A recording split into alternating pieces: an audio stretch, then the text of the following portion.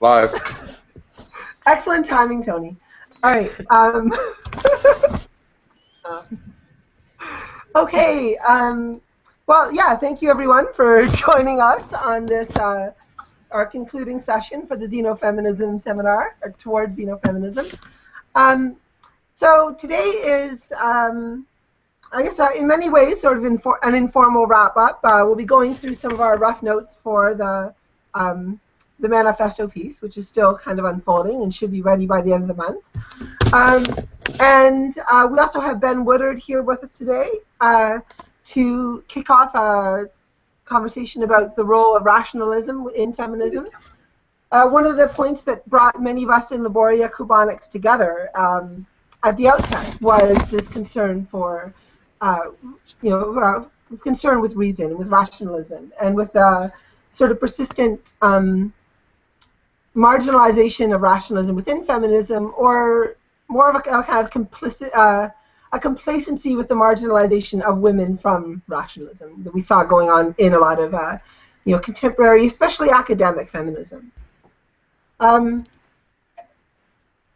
tendency that we'd seen for a long time seems to have been a kind of it would start with I think a well-placed and very cogent critique of the Enlightenment tradition, one that would unveil sort of these these existing standards of the universal, of the rational, and so on, and show that these weren't so much totally universal or impersonal positions, but ones that have been sort of always surreptitiously identified with the male or the masculine. Man had always traditionally been identified as rational, whereas woman was irrational, intuitive, emotional, whatever. Man would mediate, woman would be either the medium of mediation or the tool of mediation, or herself confined to a kind of animal immediacy, and so on. So you would see this sort of everybody's pretty familiar with this old critique, the critique of the Enlightenment as phallogocentric, or as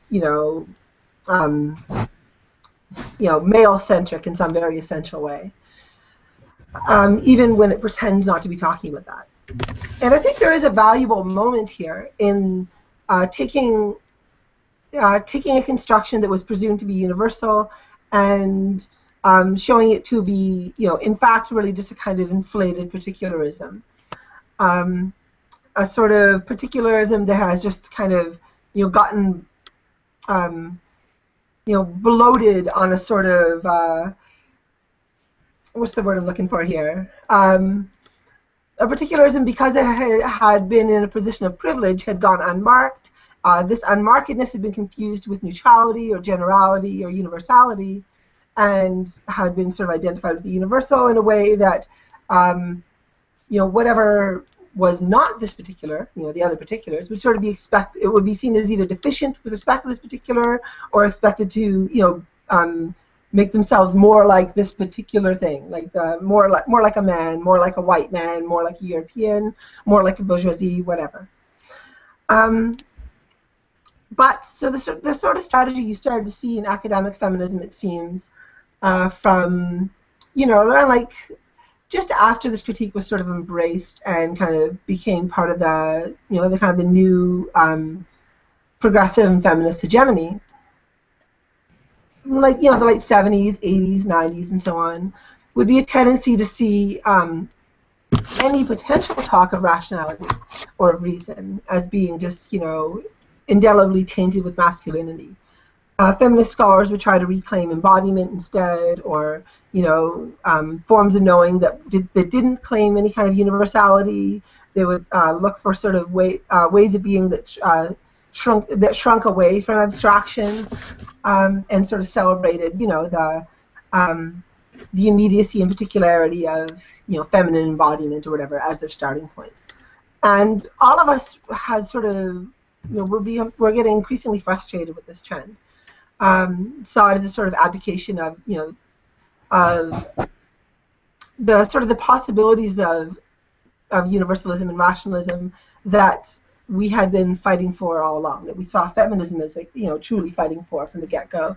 That these these sort of lines of escape, these sort of powers of abstraction, were the bite of this critique of unveiling these established institutions as being surreptitiously masculine or whatever. The bite of these critiques was that this shouldn't be the case, that these things were not by rights masculine, they're not by rights male, and that somehow that something was being denied to women, but when women were excluded from these institutions. And so our tack has always been to try and find ways to push these tendencies further in the direction of abstraction, further in the direction of universalism, to strip away sort of these bloated, unmarked particularities from the universal, to try and find a way of articulating a universalism that is, more honestly and rigorously universal, more impersonal, more abstract. With one that didn't just fall into sort of these old traps, and this has always been kind of one prong, at least, of our way of thinking.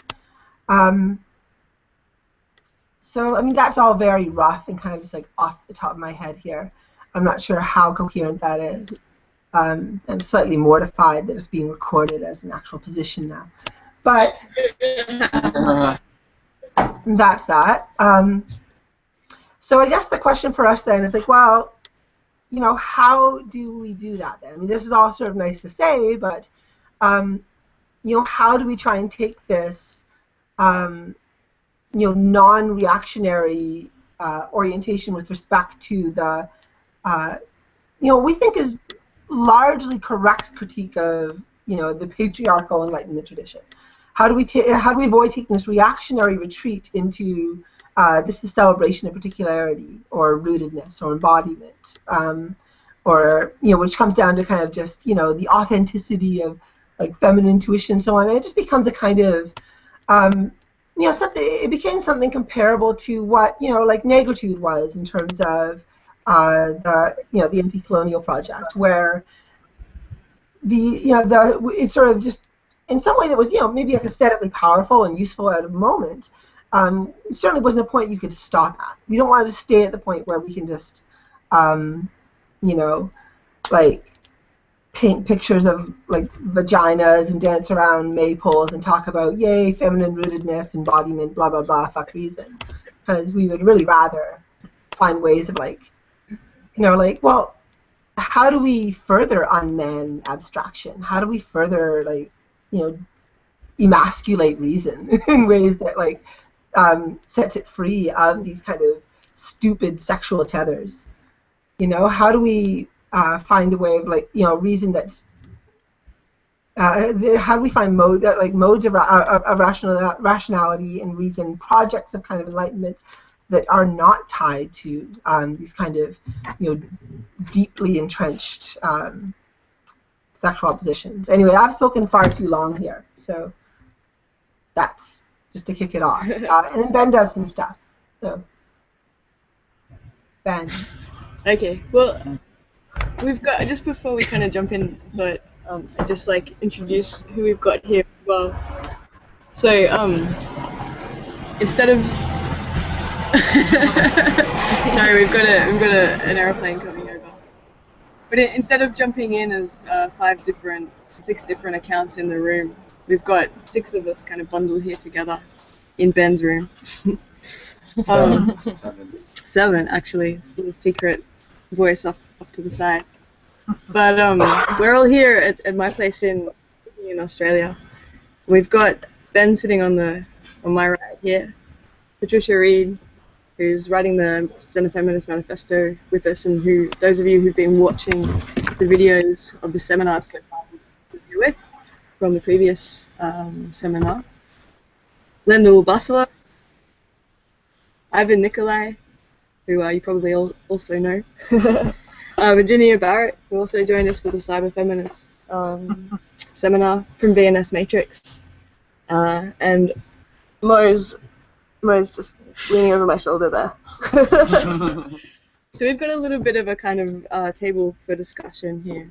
And I guess I just wanted to say before we kind of start looking at the reading that we set for this week, which is Ben Woodard's what's it called, from the political insufficiency of ontology to the great engine of tasks, feminism between normativity, embodiment, and pragmatism, which is a piece that I think we had the draft piece because Ben was still working on it for the upcoming Inter Alia issue on accelerated feminism.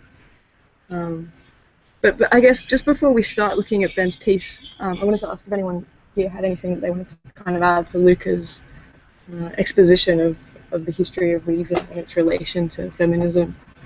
Does any of you want to? No? Okay, cool. So we've got this piece of Ben's, which is really interesting because he uses it to try and connect the feminist critique that Luca just outlined from the point of view of particularity, materiality, embodiment, that does seem to, as we've been kind of pointing out, have reached a sort of point of exhaustion insofar as its political efficacy is concerned. Insofar as it only seems to act on a particular level, and it's not something that it's something that we want to acknowledge and kind of build into the feminist project that we're outlining, rather than toss out. But the problem is how to connect it to the project of rationality. And I think Ben does a really interesting job of tying these two things together in the article, which kind of starts off looking at the philosophy of Brandom and the idea of social construction of norms, and then sort of questions the groundlessness of this. Like, where do you ground this social discourse if you're going to throw out embodiment? And then brings in some of the feminist new materialist philosophy to draw a line between norms and embodiment, to try and to connect them to a sort of embodied space. So you get these kind of embodied norms going on. And I don't know, did you want to maybe kind of talk about, you begin with this really great section from the Leiden book, where he uses a dialogue between, from which Austen is it? It's from Pride and Prejudice. Yeah, to kind of point out this deficit in some of the posturing of reason. Did you want to like maybe kind of explain that for the sake of people who maybe haven't read the article and are just watching this? Sure. Yeah. Right. So Leiden's book, Reasoning and Social Picture, which Negarstani references in his Liberating Human text, is quite interesting because the preface sets up takes a passage from Pride and Prejudice and sets up Lizzie Bennet as this rationalist hero. And what Leiden tries to argue from Lizzie Bennet's response to Mr. Collins's dreadfully disgusting and awful marriage proposal is to say that the crux of the matter in the text, in which it replies to how reason is viewed in philosophy in general, is that there's this refusal to acknowledge other beings as already capable of reason. So his point is to say that whereas in Brandam's model and other models of reason, even when they assert a sort of social normative open space of play, that often built within that there's an assumption that there's a reasoner and those that are being reasoned to, and that very setup automatically fixes the game in such a way that things like gender difference or various or social differences or whatever they are, that those get pushed aside in not seeing the other person as reasonable. The sort of deficiency of reason is seen as only affecting the game of trying to level out people assumed to be reasonable, but there's already an assumption that the other person is not reasonable because the reasoner sees themselves as apart from the game and the history of the space of reason that they're in, if that makes any sense. But one of the interesting things about the book, especially in terms of feminism, is that throughout, Layden references many feminist writers and critiques of social models of reason, but he doesn't really put it out there as a feminist critique. He just kind of says, if we want to talk about reason and be serious, this is just what we have to do. So it's sort of an interesting rhetorical approach in that he covers a lot of ground that continental thinkers, especially in reference to the other, cover, but he does it in a purely functional, in a sense that's purely about being a good reasoner in the game of reasons. It's not about having to reference any kind of ontological otherness, any kind of materiality that we need to be attuned to or do justice to in this Levinasian or Derridian way. It's just that we have to be willing to ramble and have small talk and engage in a game of reason that's not obviously end-driven, even though it has a augmentative goal, even if that goal seems to have disappeared. There's that. Yeah, so there's this really great, you sort of go through the problems of this position in the article and then kind of turn towards plant as a sort of possible node of unification of these two perspectives. I'm going to ask you about. I think this is, just because we've been talking about Plant's work a little bit in all the previous seminars, I think it's important to bring this strand out of her work, that she's always moving between these two spaces, even though she gets accused of sometimes, of one or the other, of trying to completely transcend the body and disappear into the matrix, or being too obsessed with materiality, and veering dangerously close to the sort of essentialism that you see in Irigaray's project. But the picture that you paint of her is the one that we've been also kind of working with throughout Xenofeminism. In this quote that we've brought up several times about her telling Matthew Fuller in that interview from 1995 that it's not just a question of getting out of the meat, but seeing what this new assemblage can do. So you kind of link them together. Where is it?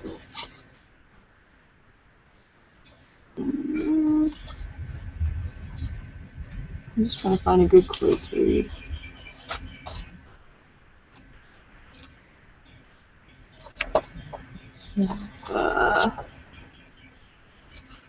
Page 12 is where I talk the most about Plant, I think. Yeah, you're right. Well, one can certainly take Plant to task.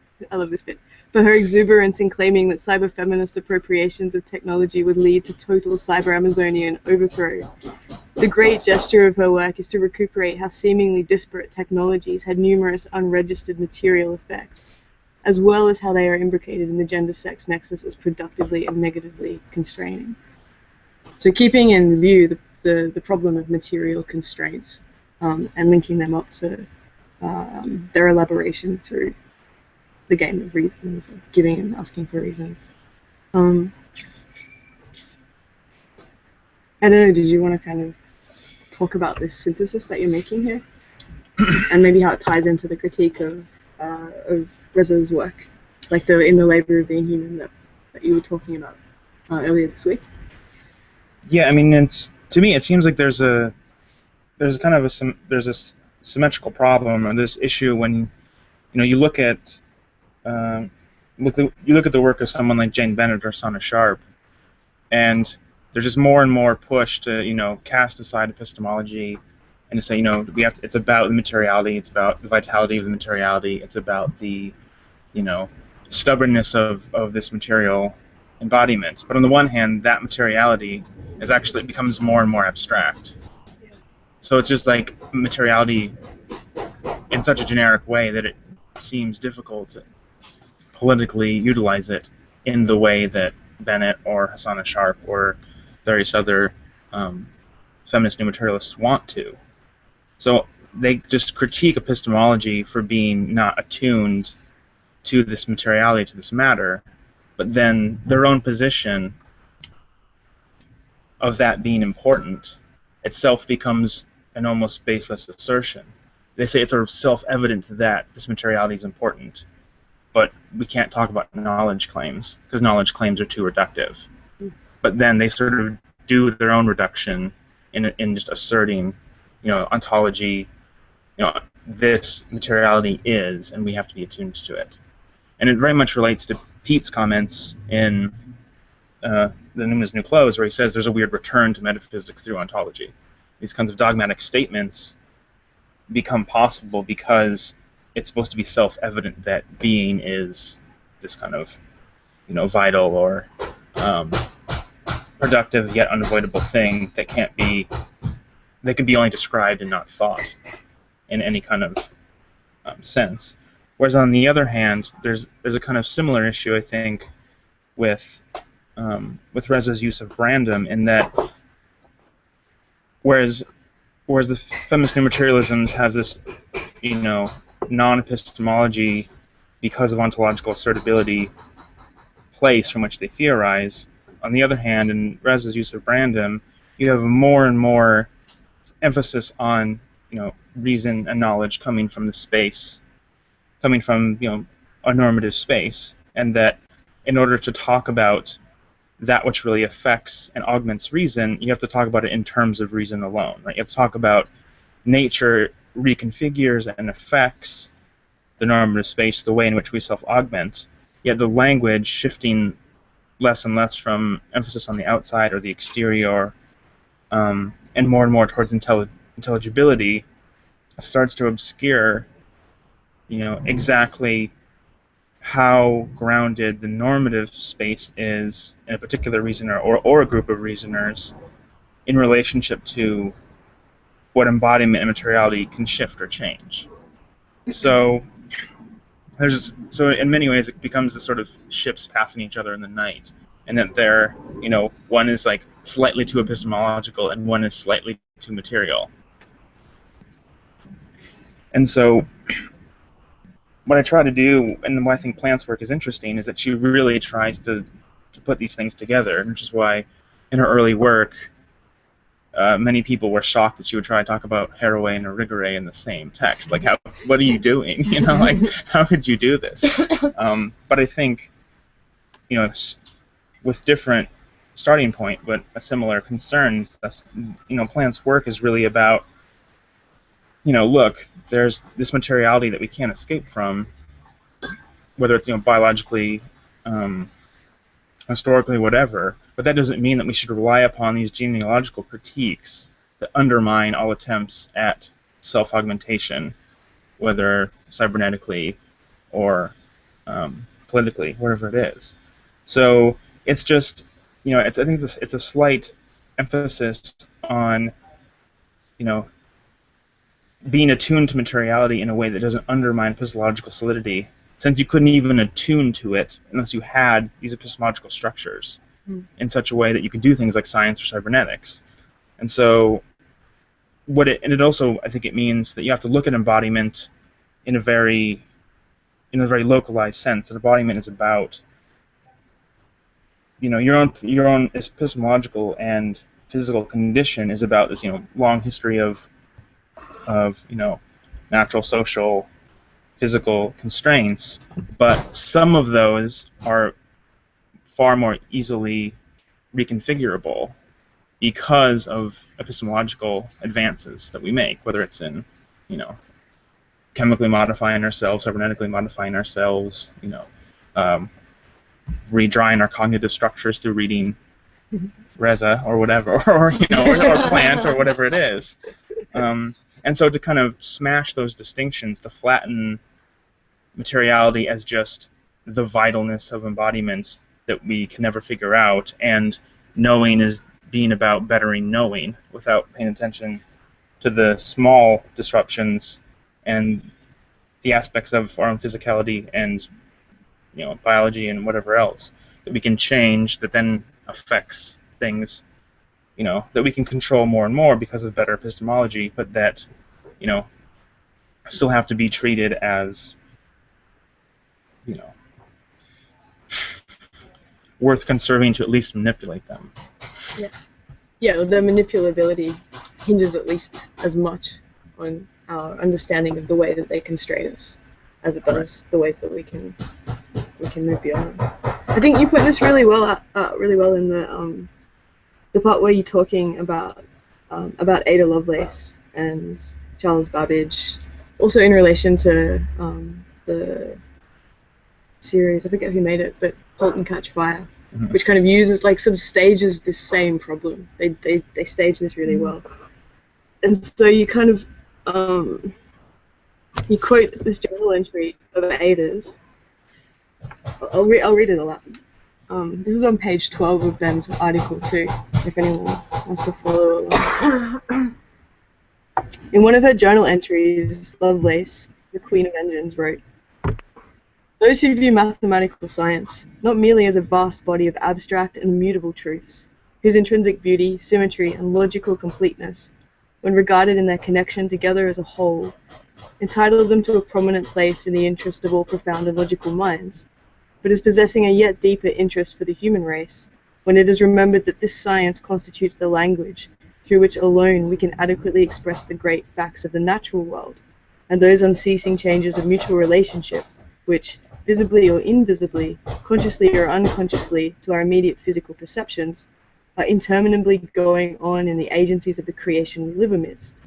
Those who thus think on mathematical truth as the instrument through which the weak mind of man can most effectually read his Creator's works, will regard with a special interest all that can tend to facilitate the translation of its principles into explicit, practical form."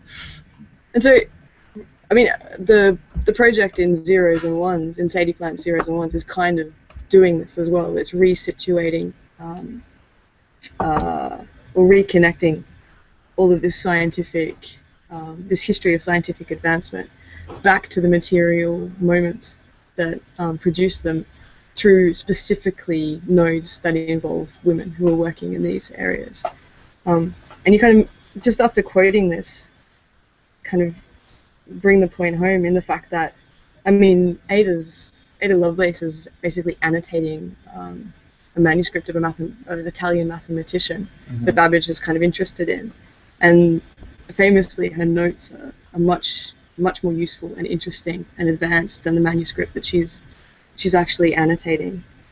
And it's Babbage that goes on to build the difference engine and kind of gets all the credit for it. Well, Ada Lovelace is sort of elided from the history. You're right, the technology of Lovelace's time, Charles Babbage's failure to make the apparatus necessary to realize her software, taken with the above quote, does not emphasize the foolishness of her overly ideal desires or Lovelace's concept of the analytic engine, but demonstrates the difficult but traversable gradient between reason and embodiment, or in the pragmatic language above, commitment and action. And I wondered, Luca, if you wanted to kind of connect this up to the stuff that you were talking about last summer in the PAF seminar, when you were talking about these kind of technologies of like 3D printing, like printing your own hormone gels, and like creating, like using these technologies, I think you're on mute, to actually feed back into the material problems that we're facing, specifically in terms of gender, and be able to not only develop them, make them useful, but distribute them in ways that currently short-circuit the like inequality of the distribution and access to these kind of pharmacological advancements that exist now. Did you want to kind of maybe mention something about that? Let me see. All right, well, this will be off the cuff again here, but I mean, first of all, I think I just wanted to say, take up something that's that Ben's getting at, or Ben said probably better than I did or will, about this though, I mean, a lot of the poem here seemed to be this kind of very, crude and undialectical opposition of two kind of just, monolithic and like immediate notions of, on the one hand, you have, like a kind of like absolutely detached, unmediated, reason. You have just like this sort of totally phantasmatic notion of just, like objective truth, pure reason, what have you. And on the other hand, you have just like, the immediacy of embodiment. The idea, and then this kind of misreading of this critique of the Enlightenment is showing that, oh, this, this highfalutin notion of, of pure reason was really just kind of, it never got past kind of the, the immediacy of like, the male European experience or whatever, and there was never anything past that. And, like everything really rests on, when I said that, that we need to kind of push the, like, push the commitment to reason and the Enlightenment in the direction of like further abstraction and so on. This didn't mean to, push it in the direction of greater purity, or to have it, be less mediated by bodies or whatever. The notion, I think, is to just, let's see, it's for this, it's, to see it as, and this is probably getting itself far too just general and abstract, but it's that, that mediating process itself that we're interested in. That's where, where rationality takes place. I'm really saying this very poorly right now. I'm terrible at coming up with stuff on the spot here sometimes. I think I need a little moment to gather my thoughts before I can say anything eloquently. It's just not coming together right now. So That's cool. I'll pass the mic so I can say something sensible. Yeah. I think Mo had something to. Yeah. Listening to you, Luca, and to Ben, trying to configure how you connect these two seemingly disconnected strands of looking and reconfiguring on one side the ontologist materialist view, and on the other side the sort of like augmentative epistemological view. And from the example of art, there's like a way of like looking at it, which is sort of like, this is how things were sort of like resolved in the context of art, right? Which was sort of like the link between the two could be political in a way similar to how the institution behind the space of art will bracket out or like provide a sufficient material space for what art can do in that particular space, knowing on the one hand that this bracketing is highly arbitrary, but at the same time it's a necessary sufficient material base for the artist to then come into the white cube and do something and take that space and do something generative with it. So, and then sort of like the limits that the politics of art puts on the sort of like physical institutional materiality of the space that then opens up for some kind of cognitive, non-material, generative activity.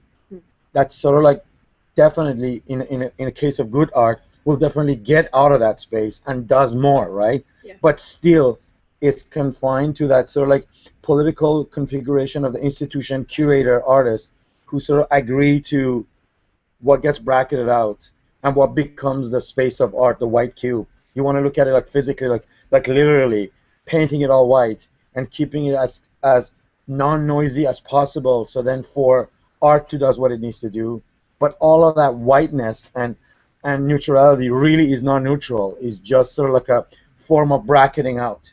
It's still, you know what I mean, an earthquake will shatter the gallery and everything will be destroyed, right? But while this configuration is set up, that space open up for stuff that is like way beyond and over this limitedness of the space. I don't know if what I said relate, but I think it kind of does. And I think this linking of the two is a job, is a political, social job itself. Yeah, but one that always has to take account of the materiality that it's coming out of, but needs to not slip back into over-ontologizing that materiality, which art is very guilty of. Yeah.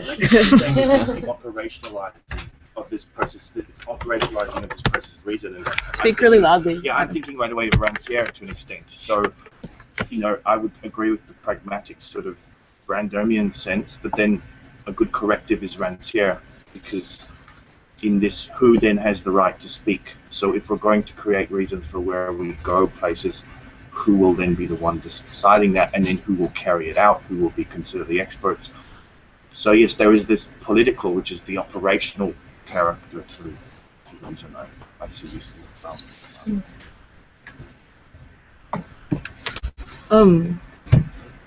Did you want to add anything to that, Luca?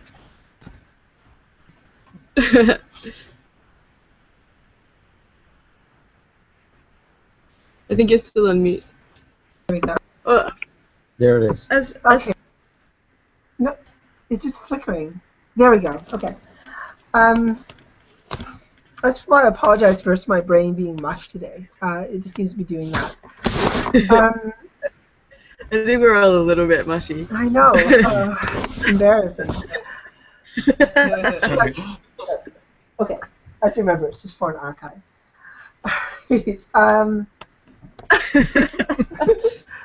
Future.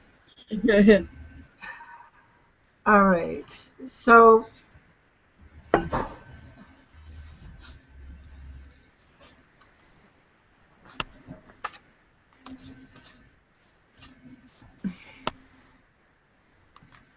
no, not cogent yet. I'm going to keep percolating. Well, I mean, like, I don't know. I'm sorry, I'm freezing up here. Yeah. I guess what I kind of see from this discussion is we'll never manage to work out a perfectly feminist, egalitarian thing from a pure philosophical position. It's in the application that the problems emerge, I guess. It's not in deciding on perfect sort of materialist or epistemological pragmatic. Then it's always kind of, I feel the devil is in the details of implementation, either the project. Yeah. In feminism in academia can be remarkably, from what I hear, sort of, yes, the female grad student who comes in has to kind of be a bit neurotic, have boy problems to be accepted. A perfectly confident, sexual being who's like, I'm just want to be treated with one of the boys. It's almost like, no, you need to be infantilized. You need to be told about your disadvantaged state, which is kind of like it's a catch-22 to an extent. Often this attitude is most by those sort of established tenured feminist professors who take these people under their wings to then further infantilize them or make their whole study about their disempowerment. But isn't it the politics that I'm talking about? That exactly, the politics, it utilizes that limitation as a way of and saying like this is the way to do it. Yeah. It's to first define your limit as a woman, and then once you agree to this bracketed out limitation, then you can do it. If you're not going to agree to this limit, you're not going to even be able to give a chance to make an argument. Absolutely. When I say operational, I mean like the political, like the everyday. There was a part I wanted to find in Ben's piece where you're kind of criticizing the over-ontologizing of new materialism, and you connect it to this sort of like it going the opposite way into a kind of constant like vortex of not sure what to call it, but like rather than just like operating its critique on the Enlightenment, masculine, transcendent operation of reason as it works for that universalism that it wants to critique, and just balancing it out by going the other way and over ontologizing the other difference, lack of privilege, and it becoming just as monstrous as the thing that it's kind of trying to critique.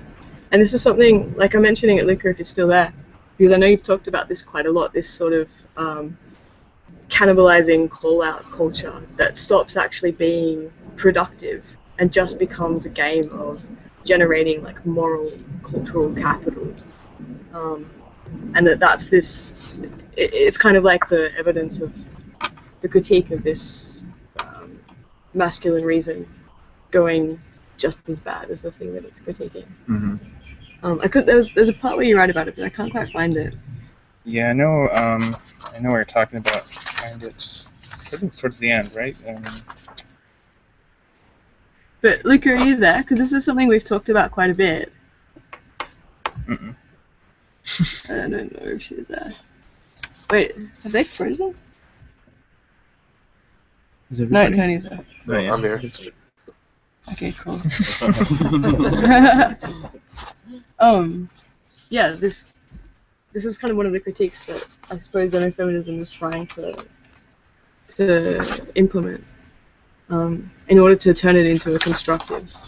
Yeah, I think it's the top of 13. 13? Well, that's why I talk about calling out in victimology and this kind of stuff. Yeah. We can say that at the level of the normative, these exchanges which do not take into account feminism, given the masculinist history of the world, cannot be reasonable in the sense that Leiden means. Part of this involves the injunction of pragmatic injunctions, or put plainly, calling people out when they make sexist or anti-feminist statements. This is particularly important for those not easily identified as embodying these positions to do, as it highlights that this is a claim to reason, and not the knee-jerk dismissal of a critic as a consequence of a particular victimology. And kind of say in the footnote to that calling people out needs to be appropriately scaled. Yeah. That's the kind of problem with it. It needs to stop just circulating in its own kind of, I suppose, what's the word? Yeah, like cannibalistic space. And also, I guess, dissecting how much of us proclaiming is doing and saying and making commitments is influenced by an implicit sexual language or not. It could be just, Right. And the scaling goes the other way, too, because, I mean, I've had, instances where you're in a situation and, especially philosophy, and someone will make a sexist comment, and I remember, someone made a sexist comment, someone called them out, and then a third person in the room says, oh, but, yeah, they made a sexist comment, that was bad, but, and then they start pulling out their Lacanian knowledge to, say how there's a structure of sexism, and it's just as ridiculous, it's like killing it's like trying to kill a fly with a nuclear bomb or something. You're like, no, there's a totally different employment of scale there. You could say sexism exists and there's certain problems which occur structurally, but to use that in this super small space to say, oh, don't be mean to that person. It's like, no, when you're in a closed social situation, to call someone out, especially when it's somebody who couldn't be accused of, oh, that other feminist is mad, right? If somebody in the space, what's considered the rational space, says that's messed up, don't do that, it has a structural effect that this kind of weird defense from above totally annihilates on the one hand, and on the other hand, on the other side to expand and structuralize calling out as some kind of, I'm going to do this so I have academic credit, right? Yeah. Which they would only do on a larger scale, is just, torpedoes it from the other side. So it's like there's an appropriate, whereas when you're in a classroom and you call out sexist statements, that's going to change the structure of the classroom. Whereas if you go, low or too high, it gets erased. Yeah. I mean, I think we were trying to put some of this in the manifesto as well. Somewhere. For the calling out? Yeah. I don't recall so much of that, to be honest.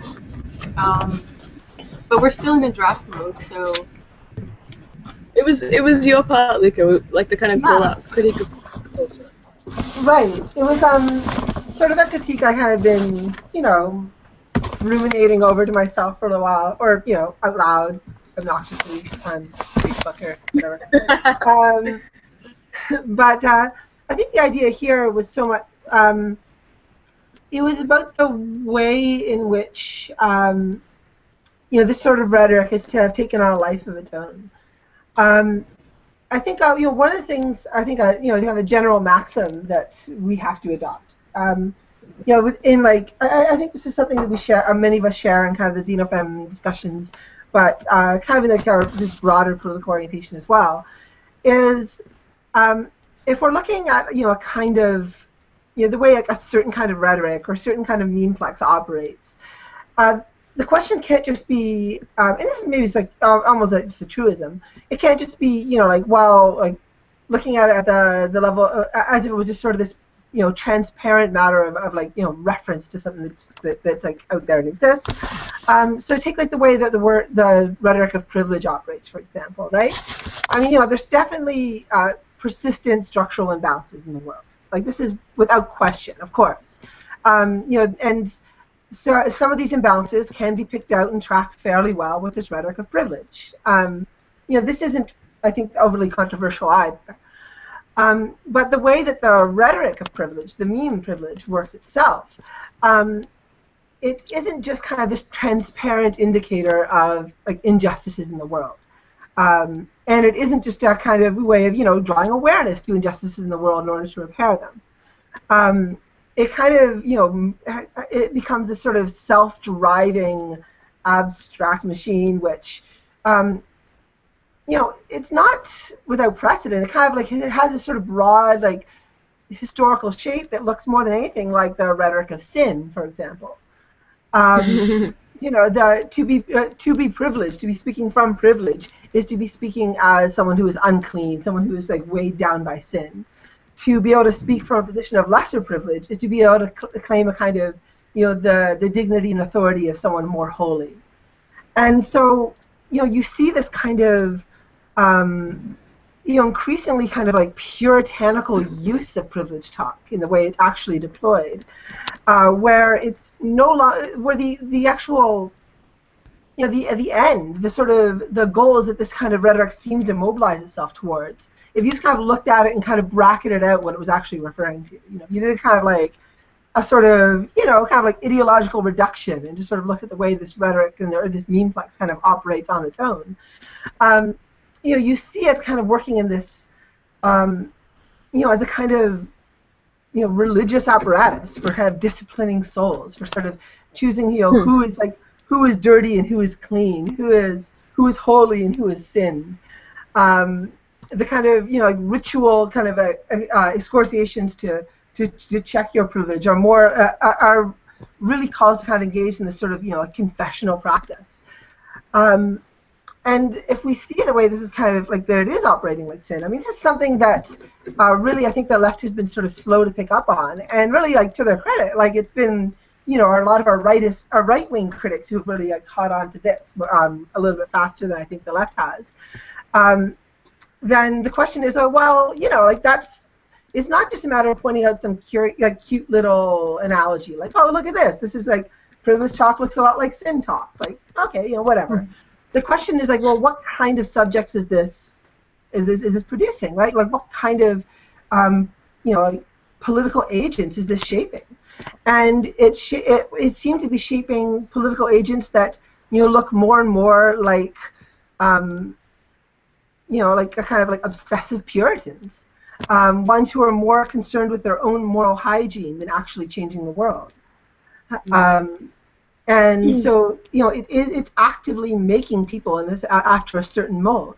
And then so the question is well, this isn't itself a problem. I mean, all memeplexes make people after a certain mold. This is kind of what they do. This is how they propagate, right? This is their They all are kind of this sort of like what Scott Alexander would call it, like this kind of like like semiotic toxoplasmosa that sort of like ripples through the population and kind of reshapes our behaviors in a way that's like this conducive to its own spread. That's not a problem. I mean, it's okay that we have semiotic parasites that kind of coordinating our politics. That's all right. That's wonderful. So the question is like, well, the question isn't like how do we avoid becoming monsters. It's like how do we become maybe better monsters? Like, if I'm going to become a monster, I don't want to become a vicious little Puritan. Like so. The question is like, well, on the one hand, we can't just throw away the question of representation and referent either. Like, I'm not calling for a full-out kind of like epoche on all actual like worldly problems at all. But I think this has to be kind of like a moment of our critique where we do perform that kind of like epoche and kind of look at that bracketing out of reference and kind of look at how the memeplex itself operates. And so, the question is then like, how do we balance this out? How do we find a way of, on the one hand, performing this straight up referential approach, like picking out the modes of injustice in the world that we want to try and like systematically change, but how do we find a rhetoric for doing this that actually, creates more a kind of more viable and more interesting political subject? Because the kind of the problem with the vicious Puritans is not so much that they look like vicious Puritans. I mean, that's not itself the problem.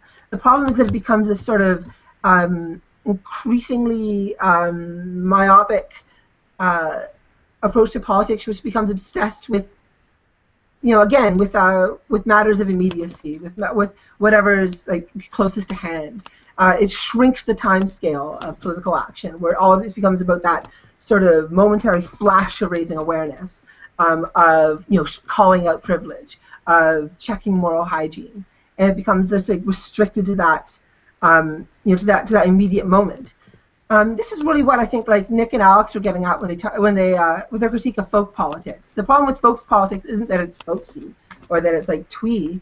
The problem is that it's short-sighted, that it's not scalable. It actively, this mode of engaging in politics actively shrinks the scale of political action. It makes us into sort of agents that are, that our own kind of, as far as like our own kind of, active conscious intentions stretch, they get shrunk into these little kind of like atomized bubbles of just, preserving our own moral hygiene and casting down those who have like, who have sinned.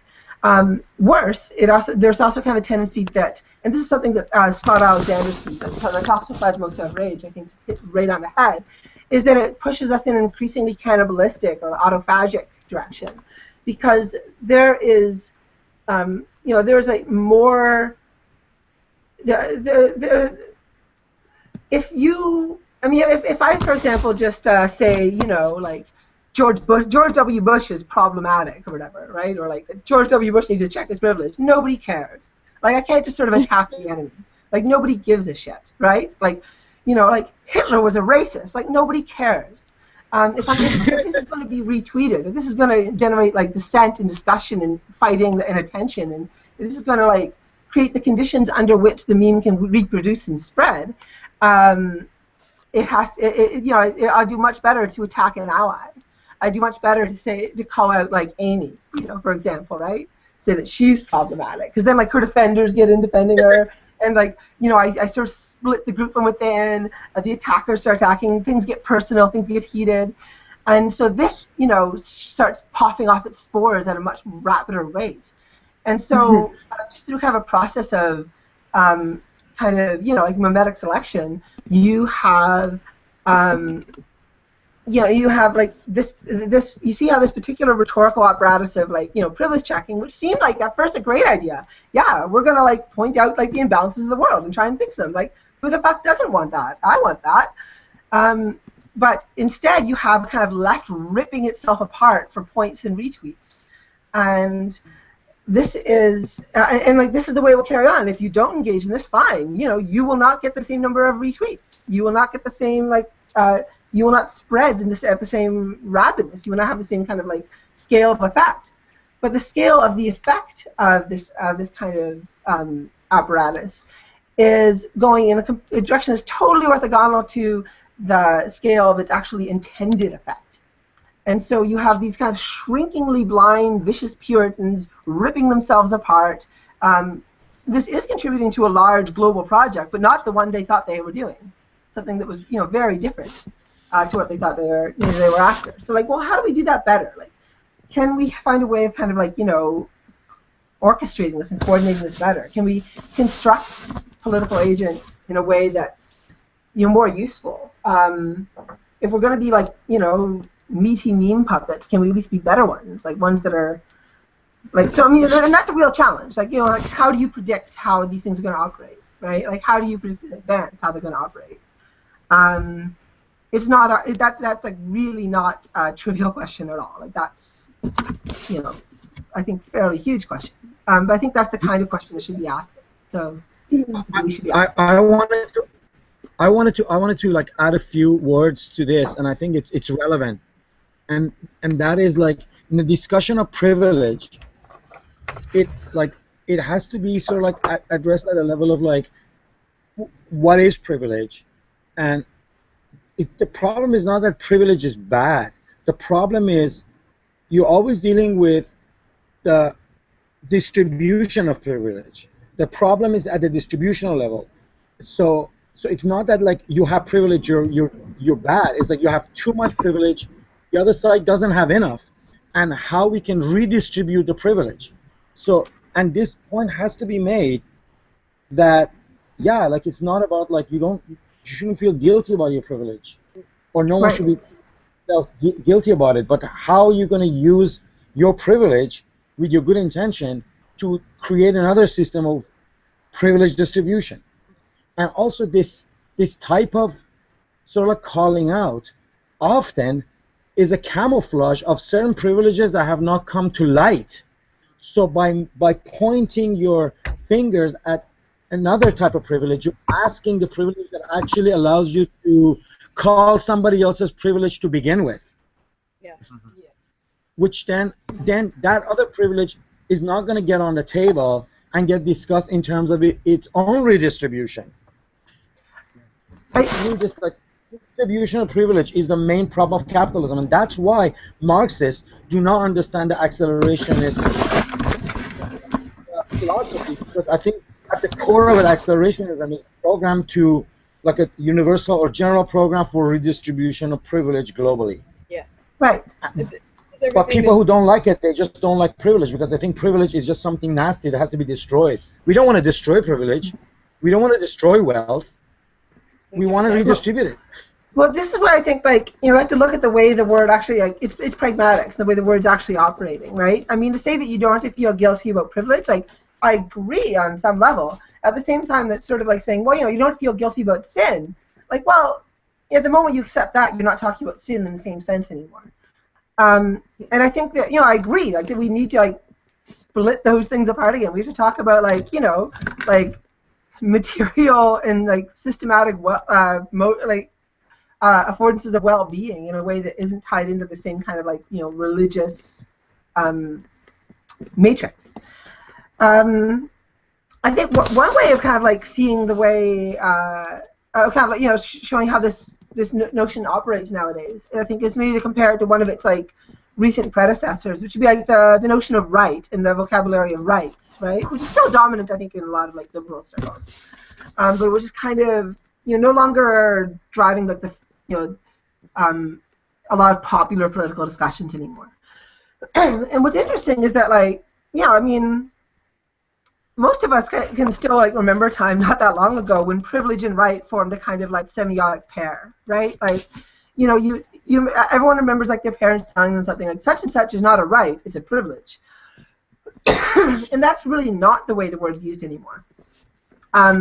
Usually when somebody says, like such and such is a privilege, the notion of whether or not it's a right isn't even on the horizon anymore. It's not even like in question. I remember once being at a kind of a support group. It was this sort of a general kind of like trans and like gender outlaw support group or discussion group or whatever. And I remember there was this one woman there, this trans woman, who was like, you know, she was like a good like 300 pounds, easily clockable as trans and so on. She was talking about her experience being like, you know, easily read as trans. But she said, like, well, to my advantage there, you know, since I'm like 350 pounds, like, I don't have to worry about anyone beating me up, right? Like, that's great. And so, and then like somebody piped in like, well, that's a privilege. And I'm like, you know, in this sort of like this chiding, reminding sort of tone. And like, for fuck's sake, like, this one's talking about how difficult her life is, first of all. Second of all, like, since when did we think being beaten up was not a right? Like, you know, like, since when did this? And it was like the first time I noticed that the word has had become a privilege, had come unmoored from, you know, its old kind of pairing, like symbolic pairing with the notion of right. And that was kind of interesting. So, you know, it's sort of interesting, like, that was kind of, I think, a mark that when we see that, we all seen that sort of thing happen.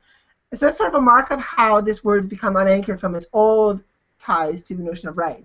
But then the question can be asked, like, well, you know, we are also familiar with a mode of political discussion that is organized around the category of right. Well, what kind of subject did this make us, right? You know, what kind of subject does it make us, that, like, you know, those who are concerned with rights? And again, it seems like a very good idea, right? Like, it seems like, wow, yeah, rights. Like, we all want rights. We all want, like, protected freedoms to do such and such, right? Like, sounds good. Or to not be such and such. Like, you know, it's one of those things that, like, sounds decent in the abstract. But then the critique that, I mean, like, you know, Badiou has a critique along these lines in his ethics book, right? The reason he's against human rights.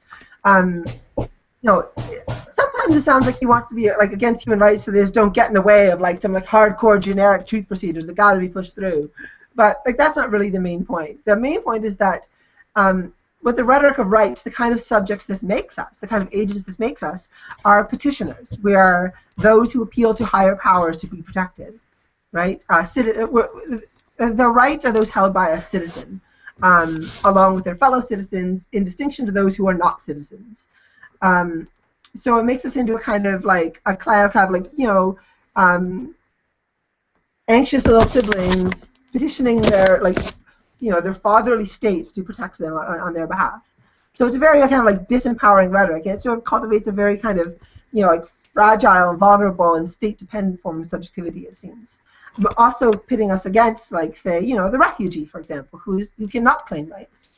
And so, you know, like, these critiques were worked out, I think, fairly strongly in the 90s from various directions against the rhetoric of rights. And again, I think that's a good kind of question to be asking. Like, well, what is it? Not just like what does it refer to, but what does it make of us? And I think, you know, one point that I think like the accelerationists and xenofeminists all kind of agree on is this project of like, well, you know, we're all very, like, many of us have sort of been trained to kind of like identify, you know, like hegemonic patterns and like how to, you know, we all learned to, like, sharpen our teeth on, like, you know, critiquing them, unmasking them, showing their, like, hidden dynamics, blah, blah, blah. But we're all, like, what sort of set us apart from kind of the more, like, morose kind of, you know, transcendental miserablist sort of schools of leftism, were that we were also interested in, like, actively trying to construct new hegemonic monsters. You know, so, like, well, you know, like, privilege and rights, like, we don't, these were, the fact that these were, like, you know, acephalic mimetic monsters puppeteering human lives to do their bidding isn't the problem. So, but, like, let's do it better. So, like, what kind of, yeah, I mean, and I don't know. I'm back to where I started a moment ago, so I'll shut up again. But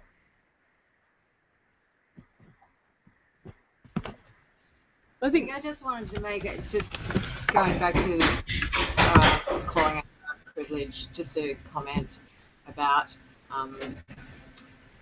the operationally, and I'm talking about in all kinds of contexts, so maybe specifically from queer and feminist communities, that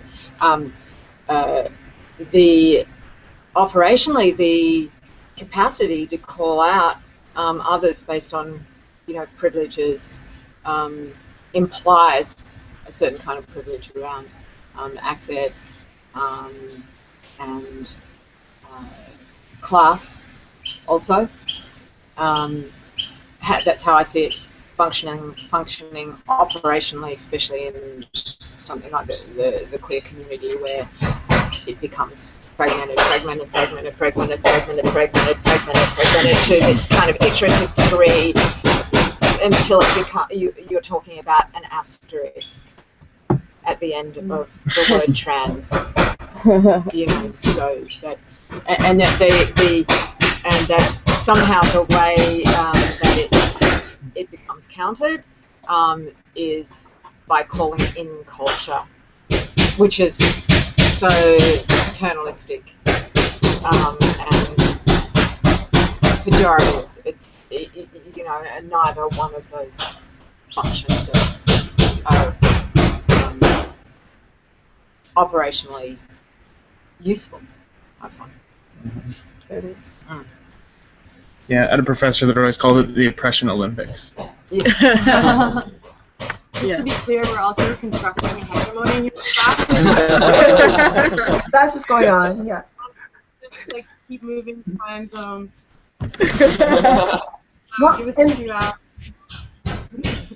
While I'm also citing our explicitly positioned ideological enemies, I also do have to cite that what Airport called that on Twitter a while ago, which was oppressomania. It's what it had descended to. So it was funny in the tweet. And offensive. But funny. Hey, Katrina. But as to this oppression Olympics, right, sort of a term that's become kind of popular. I mean, I first encountered it mostly in kind of the kind of radical reaction against contemporary queer activism, right? And again, I mean, I'm firmly believing paying attention to our political enemies, because they do see they do see us making asses of ourselves in kinds of ways that we should pay better attention to as well. So this notion of oppression Olympics. I mean, what this shows up too. I mean, as soon as we kind of identified privilege was sin and privilegedness is holiness, we repeated kind of another kind of dangerous aspect of the Christian tradition, which is to fall in love a little bit too much with your own oppression, right? To become kind of subjectively complacent with it. I mean, this is such an old truism that it's just a cliche to say, but one of the well, might as well go all the way for cliche. That Christianity is the opium of the masses. This is the problem with it is that it was a way of kind of training the underclass to feel kind of certain spiritual solace and rightness about their oppression. That well, I'm downtrodden, but that means that I'm better. I'm holier. I've got heaven to look forward to. It was just a way of kind of placating those who are already oppressed. And, privileged rhetoric and, oppressomania style debates are another mode of doing this, right? If you can always kind of gain this bit of, moral authority for being oppressed, right? If I can say things that you guys can't because I'm trans and you're not, and 1 in 7 of us get murdered, damn it, or whatever. This is a way of kind of ingratiating myself to the same mechanisms that oppress me. It's a way of kind of reveling in it. It's a way of rolling in the shit and filth of the means that oppress me, turning them into sort of these moral badges, and that's bullshit. That's that makes so what are going to be the long-term effects of that if I become on some level reluctant to give up my oppressed status, right? Because oh, it gives me this moral authority, whereas of course you can only really say this when you're kind of just lumped in on this if you're kind of lumped in at kind of the relatively sunny end of this oppressed demographic, right? It's not somebody who's genuinely feeling the full brunt of oppression. That's but I have the moral authority to to cling to this. It's the ones that kind of happen to share some demographic coordinates with that person. They're kind of siphoning it off. And so you see this this is it becomes sort of this it's very exploitative, very dangerous way of kind of I don't know. I mean, I worry that it's going to lead to I worry that it is leading to a certain kind of Stockholmish relation to like to the means of our oppression. Like, you know, what would trans liberation mean? It would mean I don't get to claim any moral authority for sake of being a trans person, right? Like, that's what trans liberation would mean on some level. That, like, I can't, you know, I don't have kind of this, like, this, you know, more this spiritual dignity of being one of the oppressed. But that's, like, still basically it would be a good thing. I mean, I think we can, like, agree in principle. We want to end these modes of oppression, or at least mitigate them as far as possible, right? Like, we want to kind of break these down. So let's stop training ourselves to, you know, become so infatuated with weakness and marginality. Let's, like, you know, like, go for the gold. We want to, like, you know, conquer and reformat the world in a way that is just and equal, not in a way that, like, lets us, you know, take a piss on people who have more privilege. Like, come on, fuck that.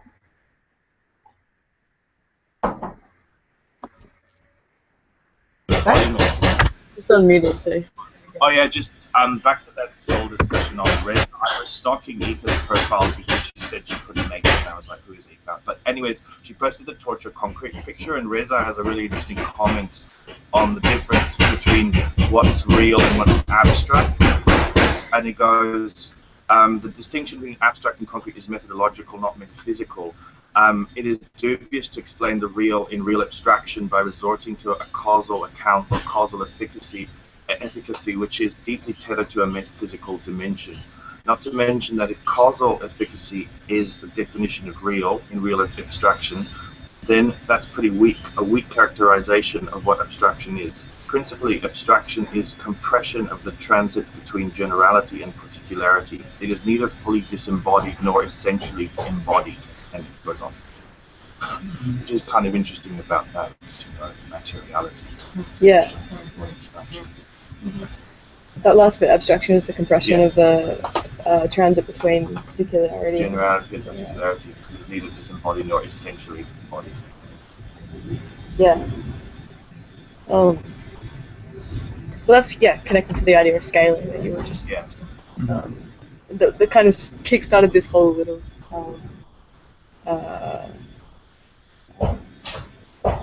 not a divagation, but a discussion. Sorry, I'm really tired.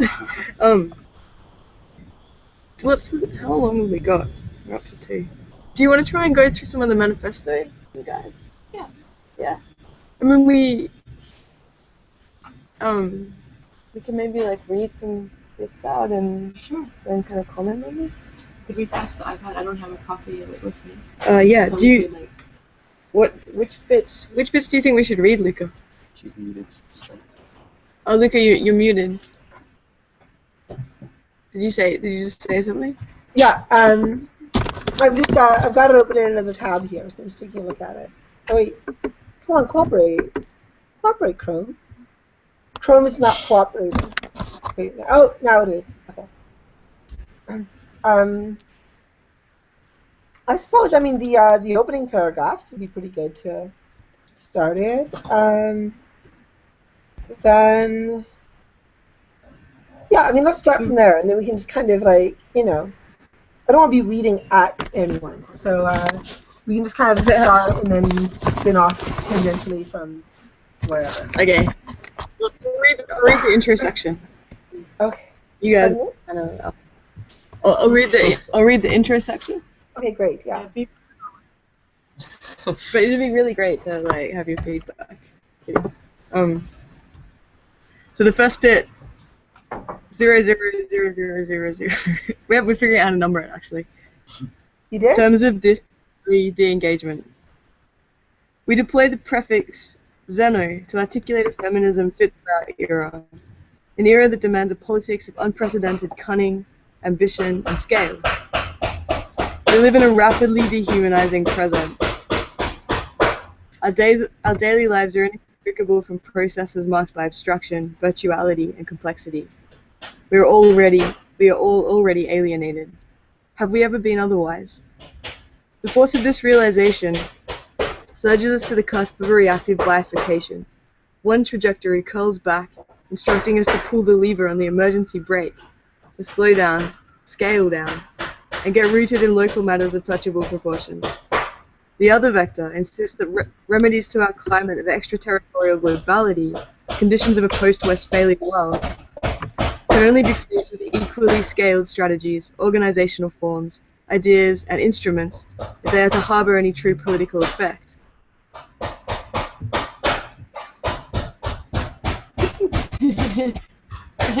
I love that.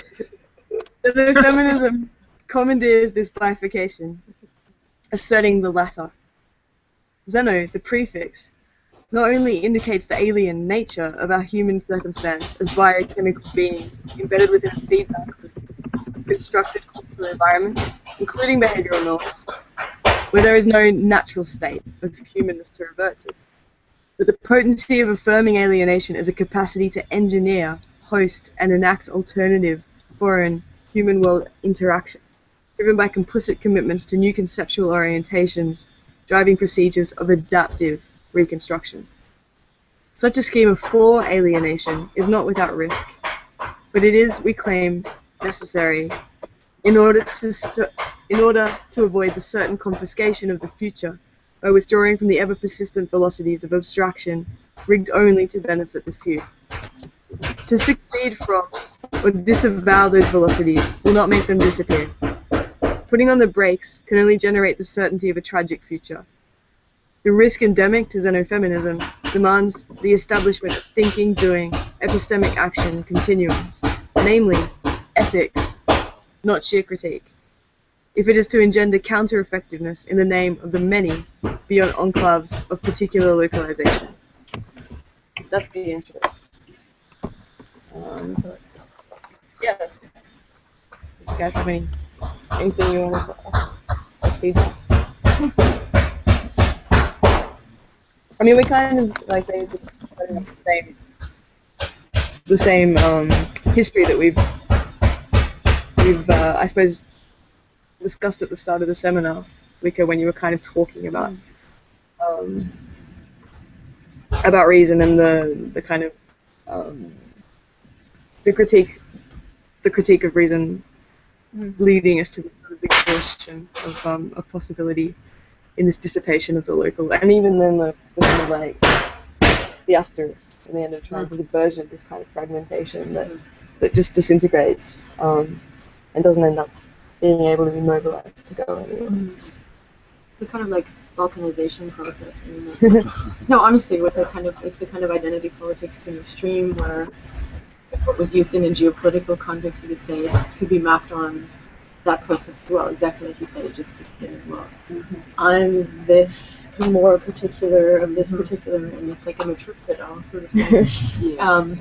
And yeah, I think in the end, the argument with the accelerations line is like trying to build threads between, so I would say even the points of solidarity. I don't know if that's a term that's really used in their discourse, but that's what I would suggest. It's like that needs to be rewoven together rather than searching for more and more differences between us. Of course, respecting that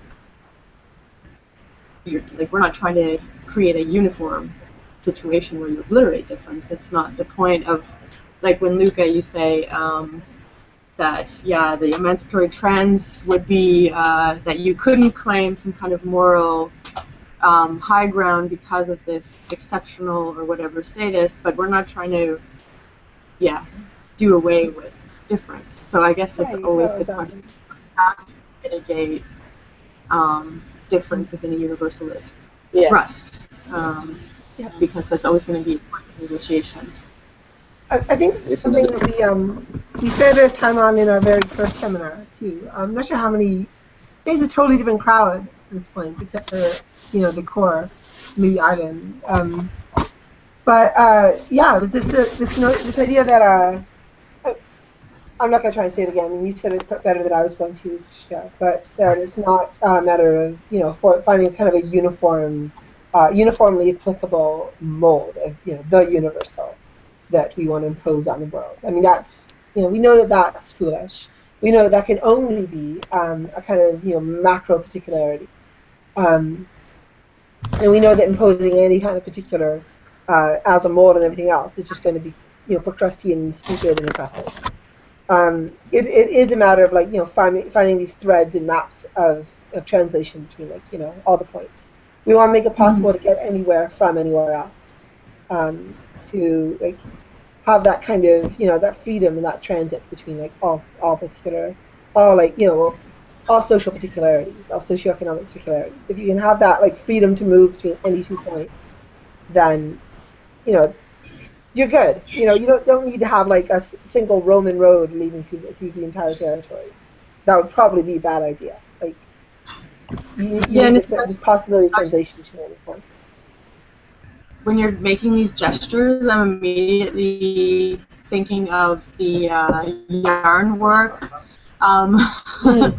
project that this kind of stuff that Ben Singleton was addressing in the seminar in Berlin, but sort of more generally addressing this kind of plot structures and almost the way that you could reconstruct that map particular point. But so I guess the task of our project is to fabulate these red threads between these points. Yeah. To create those transits, materially and conceptually. Absolutely. I think that's why I was getting excited about Zalamea in Berlin too, right? That was, that's exactly the way Zalamea phrases universality. Yeah. Right? You don't have, it's not a matter of one axiomatic to rule them all, but it's also not a matter of a billion different systems, each of which incommensurable unto themselves. It's you have modes of translating between any system and another.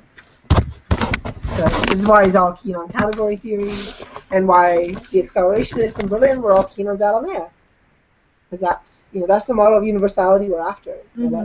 So.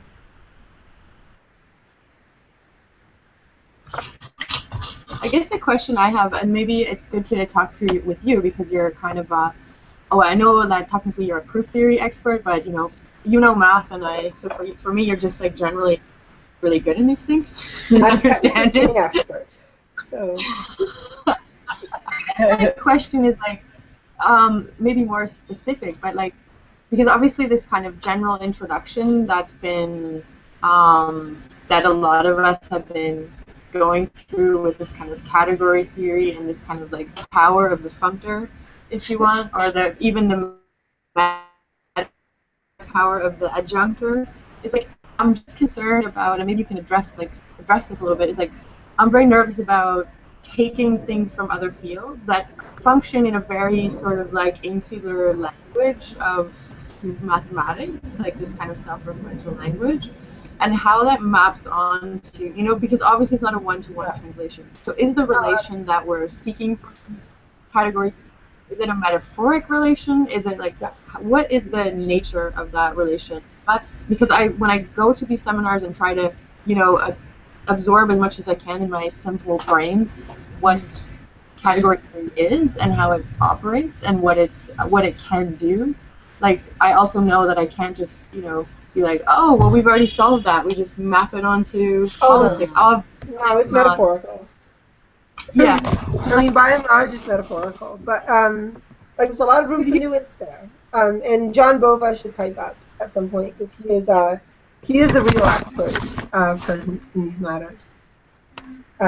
He's probably cringing. No, he's stoically calm. No, that's his avatar. Okay. Yeah. So, but I would say, yeah, again, there's a lot of room for nuance between kind of mapping on the one hand and metaphor on the other. Usually, when philosophers throw around these mathematical imagery, for example, I think usually you take them, it's metaphorical until proven better. It's possible to have a much more concrete mapping, much more kind of slight less metaphorical, more kind of implementation specific mapping. But then you kind of also usually not speaking kind of a hand wavy philosophical mode. You usually, at that point, you're usually doing something much more positive. All right. John, are you cringing at my use of metaphoricity, or am I calling you an expert?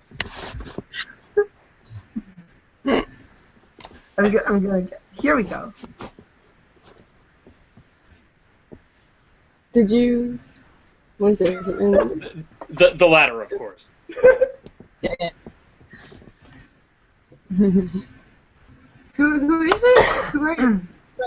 Who was teaching the mathematics and diagonalization. Oh, awesome. Yeah. Can you Can you tell us how that? Can you show us the light? John Boylan.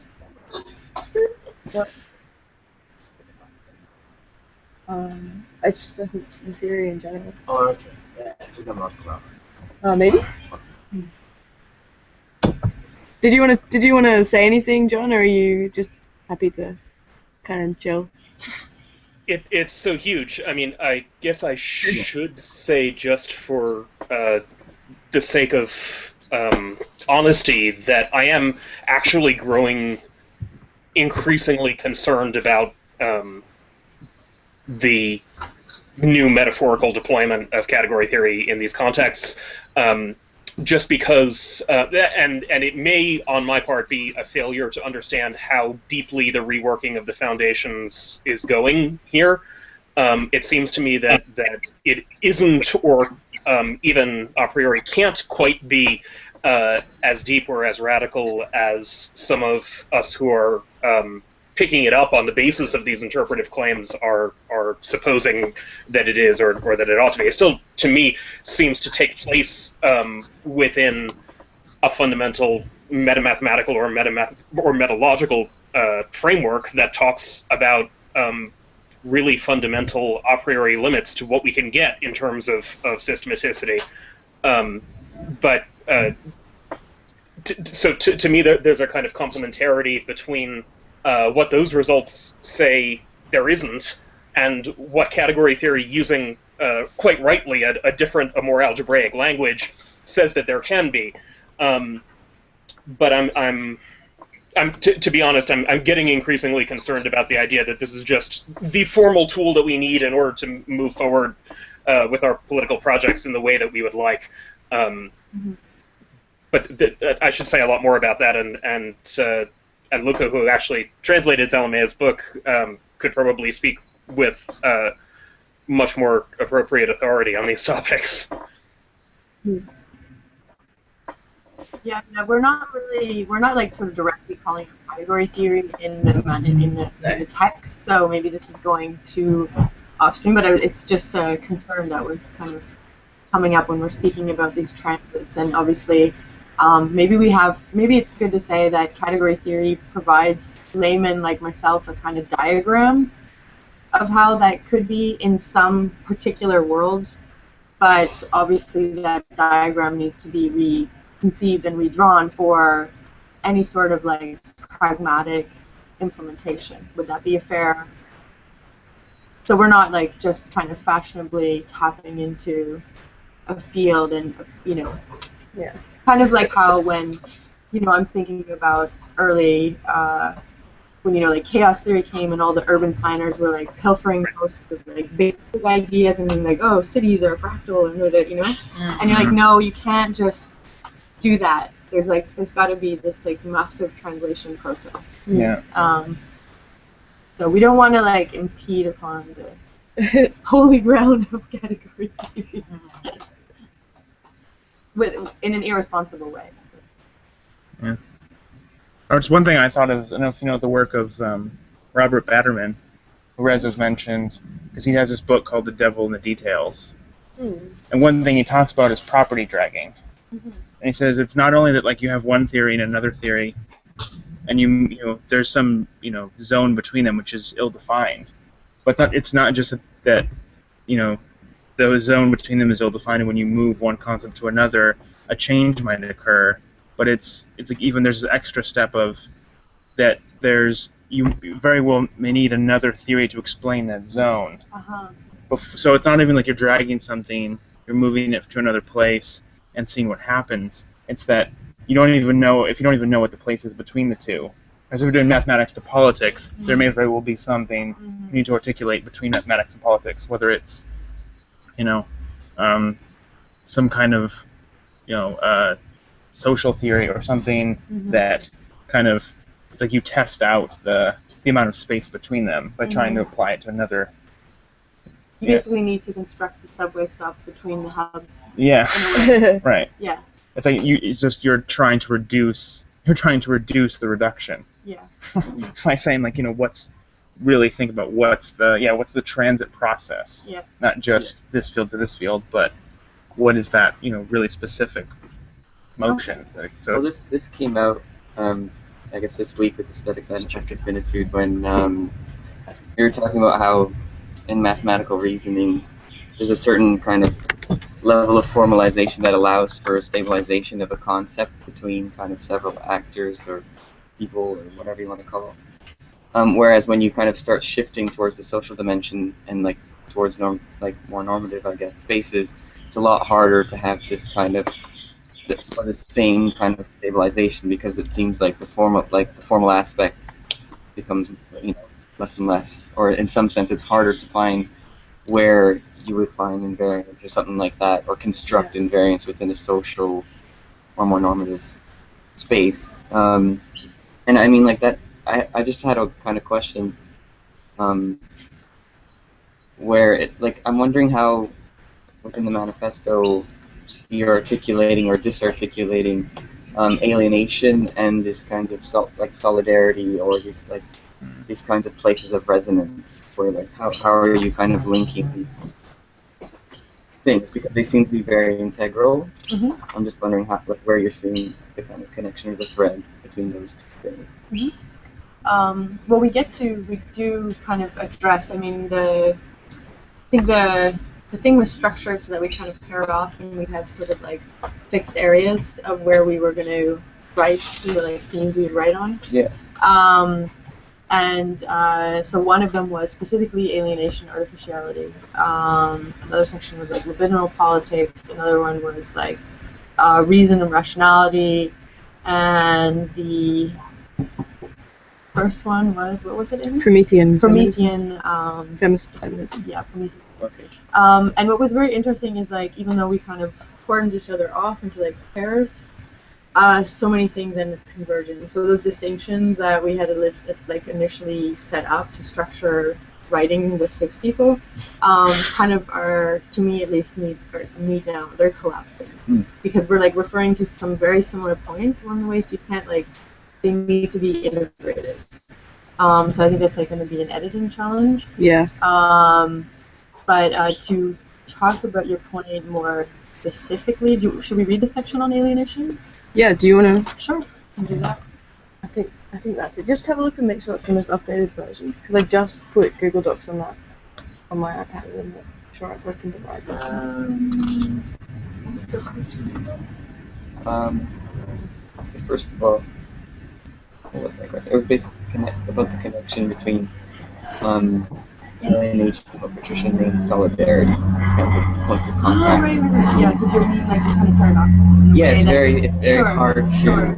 I find it very hard to think of those two things together, or at least it's kind of. There's a lot of different ways of thinking that articulation or that differentiation, if you're differentiating. So I'm just kind of wondering. You could perhaps think about it as alienation towards particular consolidation, or something like in the way that Anastrophic alienation or something. Yeah, but if you see it as using alienation to kind of propel yourself to a new level in a process of unfolding, I guess, betterment. And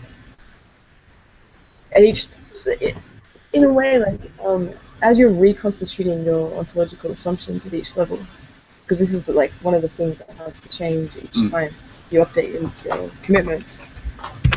At the same time, you're alienating yourself from your previous ontological instantiation, but then you're consolidating that as your new ontological kind of departure point, with the full knowledge that you're then going to have to jettison it and alienate yourself from it again. So in a way, you can also see solidarity and consolidation as the result, or a kind of interim in between two alienations. Where alienation leads to consolidation, which then leads to alienation, which then leads to consolidation, as part of this process of ontological reconstitution, perhaps. I mean, that was a really good question, and that's the first time I've actually sat down and thought of it in those terms. Yeah. That's my kind of just spontaneous answer to it. Yeah, Yes. that makes sense to me. Another, But I think. oh, sorry. No, go ahead, please. Right. I think another angle to take on, and again, Lando, I think this is a great question to raise. Because my kind of like my just knee-jerk response is like, well, yeah, of course there's a relation between like solidarity and alienation, but actually hammering that out is definitely worthwhile. So I mean, just to take without getting into too abstract, what are the major obstacles to forming kind of like a political solidarity, right? With a given struggle, with a given group or whatever, right? From a position especially outside that group. And the first is that it's usually this combination of being kind of too rooted in your own parochial constraints, your own kind of the worldview that kind of comes with being who and what you are. And the ways of getting past this, first of all, is a kind of as a bare minimum, a kind of exercise of estrangement to your own origins, right? I mean, this is the sort of thing that revolutionary Marxists write about all the time in terms of content. And for good reason, because most revolutionary Marxists were bourgeois kids, right? They just most of them were Marx and Engels and Lenin and all these guys, Castro, they all kind of grew up in positions of relative economic privilege, and so they all kind of had at least some moment where they were kind of estranging themselves from from their class roots, right? From this way of seeing kind of what had been kind of invisible and just commonsensical for that class position, to see it as to sort of develop a sort of alienated relation to it, to see it as something that no longer just goes without saying. It becomes suddenly opaque instead of just transparent. And so that seems to have a bare minimum requirement, not sufficient, but just certainly necessary requirement for forming any solidarity with, say, the proletariat, is to kind of at least alienate yourself from what kind of just goes without saying when you're bourgeois. In terms of sexual politics, I mean, definitely, right? I mean, there's this. This is one of the many reasons why so many. There's so much going on there, but why so many, for example, trans women become feminists very quickly, right? Whether they were before, or not explicitly before, is because they experienced in a very kind of visceral way. I mean, they were always sort of alienated from the male position to some extent. They always had this sort of kind of unease towards it. But to really kind of bring that alienation to fruition, really make to kind of trace the alienation out in flesh and blood and chemicals and pain and so on. As a part of this, everything that was kind of just politically transparent to the male position, that becomes just startlingly opaque and estranged all of a sudden. Just the slightest things, right? The word he, the pronoun he, is no longer neutral in general, not just applied to you. There's this moment of kind of estranging or alienation happening there, which is, I think, especially because you are coming out of a position where whether or not you identified with it, whether or not you felt comfortable with it, whether or not it was something that seemed to work for you at all, you're coming out of a kind of a male upbringing, for example. To have all of a sudden that kind of just snap into estrangement, to a degree that that far exceeds kind of your own private sphere of anguish, but all of a sudden is coextensive with the entire world. That is itself a very at least potentially politicizing moment. One that does that can catalyze a great deal of solidarity. And of course, it can also be kind of it doesn't by no means necessitates it. not every trans woman is a feminist. Not every trans feminist is a trans feminist in a way that I think is like politically productive. We're all riddled with neuroses and so on as much as anyone else, but it definitely does have that political potential. There is a very, very dramatic experience of alienation. Part of transition is to experience your death as a male or death as a female. You are treated as like, oh, bye, John. Thanks. Come back soon. Yeah, I mean, like, you are like treated by like everyone in your life for a while as if you had actually died. Like, it is a very dramatically alienating experience. In a very kind of like colloquial sense. I mean, and that's a good thing in a lot of ways. So politically speaking, it's very politically fruitful to undergo that. And I think that goes not just. I mean, this is just one particular case. I think this goes in many cases of political coming to consciousness. I think this is probably true of what what like I don't know like Guevara or Lenin or whatever experience in the sort of like transition from a like from a bourgeoisie silver spoon boy to like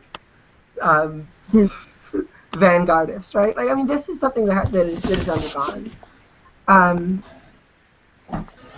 Yeah, essentially methodological disturb, create tension, perturb, solidarity. Yeah. So I like what Katrina's saying there, and that kind of like probably something I parse a lot in kind of my old sort of kitsch Bajusian distinction, like abandoned fidelity, right? Like so. Yeah, the moment of alienation is, eventual, right? Like the iron is hot, like it's ready to be tempered into some kind of political weapon. It might just turn into slop, but so like the actual tempering of that hot metal into an actual sword takes like that's like painstaking fidelity, commitment, revision, reheating, rehammering, and so on. But you wouldn't have had a moment to really do that until like you had the iron of your life being like superheated by that moment of alienation. To have things glow that before just kind of were just like dark, non-apparent iron. That work? I think Katrina's like writing something up in the sidebar. Yeah, that's what I was sort of riffing off of. But did you just? She was speaking Nigaristanian, and I was speaking Bajusian. Did you want to like read out what you wrote? Said that yeah, Katrina, let's hear your voice.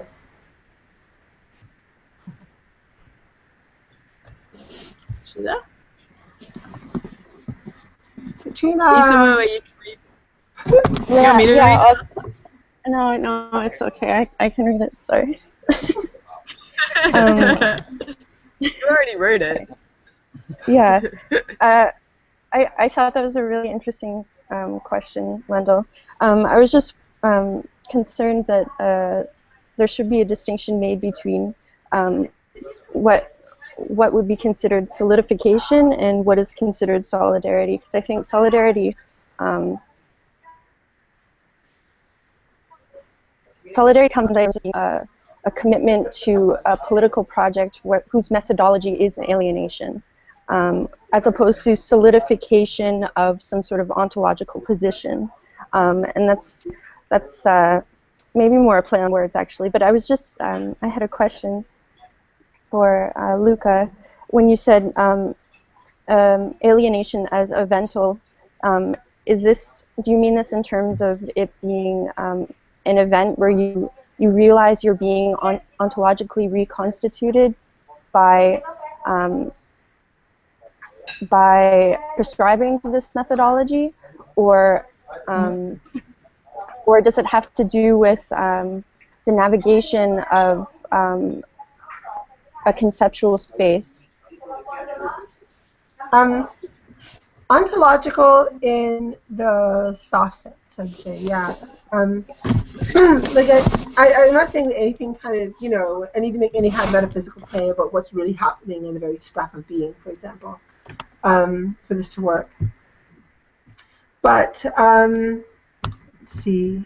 Hold on, let's get the camera back on. Oh, no, it's fixed on you, but that's cool. Yeah, not like, I mean, ontological in the very loose sense, where I think it does become, you know, in terms of like a categorical like grid, right? Like it is a reconfiguration of the sort of, you know, the pigeonhole system that formerly made sense of the world. It is a kind of redistribution of like what was transparent and what was opaque, what was sort of a transcendental rule and what was like an empirical contingency. It is a reorganization of all those points. You know, you are plunged into kind of like a strange world. Like this is kind of what, like, you know, it doesn't mean it's just like spontaneous and just befalls you. Like I'm not really committed to that part of the, you know, event philosophy. Because this can also be sort of, you know, the product of actual work. It can be, you know, precipitated. It can be like provoked. This is what, you know, like artists try to do sometimes in their practice. This is what anthropologists try to do in their research, right? To sort of produce that kind of moment of like fertile epistemological estrangement. It's something that I think like anthropology, you know, like in principle, this gets right. Like this is a good idea in general. So yeah, I think that's something. Yeah. Oh, sorry, go on. Oh yeah, I mean, and I was just gonna keep going off examples. It's what the logician tries to do, for example, with you know, just like the transparent rules of thought to like, you know, harden them. It's what like I think, you know, so this is interesting in like the gesture in like Amy's xenopoetics work of kind of just taking, you know, the kind of organization of phonemes that would lend themselves to sort of like clear and transparent communication into like just really exacerbating their like hard, twisted, obscure opacity that you know, there was a sort of texture there that was kind of not, that, you know, we were just kind of like blithely riding our like communicative intent on top of it without like it sort of, you know, showing its gnarled surface to us. So yeah, alienating. It's good stuff. I wonder if kind of the diversity of alienative or alienating methods, like how we can, or how you are, how one can, or whatever, construct sort of the abstraction of alienation from, you know what I mean? That's that at least accounts for the differentiation. Because I wonder if it's like, I wonder if it is the same gesture exactly, or like between all the different contexts you're mentioning. Oh yeah. Or if the kind of particularities add for like very distinct kind of modes of traction, or whatever, however you want to describe that. Because then, I mean, like, I really like the point of Katrina, of this kind of solidarity within kind of alienated modes. You know, I think that's super useful. But I like, without, I don't know, it's the same kind of dynamic of kind of flitting between the global and the local, where like each specific context will probably necessitate a specific mode of alienation, yet you don't want to discount there being some type of global form or style or whatever of alienation, so that you can speak on that abstract level and get certain amounts of traction, like as you're doing, which is, you know, it's more of a comment than anything else. But personally, I'm being very nominalist about it. Like, it's the fact. But yeah, sorry, just Katrina. I think that that's a really good point, Lendl. I think that alienation is also this sort of insider position that I think, Ben, you talk about in your paper. And at one point I'd like to ask you about that, because you brought up something that Zizek says, that this could fall into like an ideological self-delusion.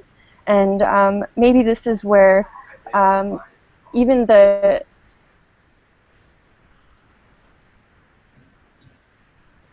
Is it us, or?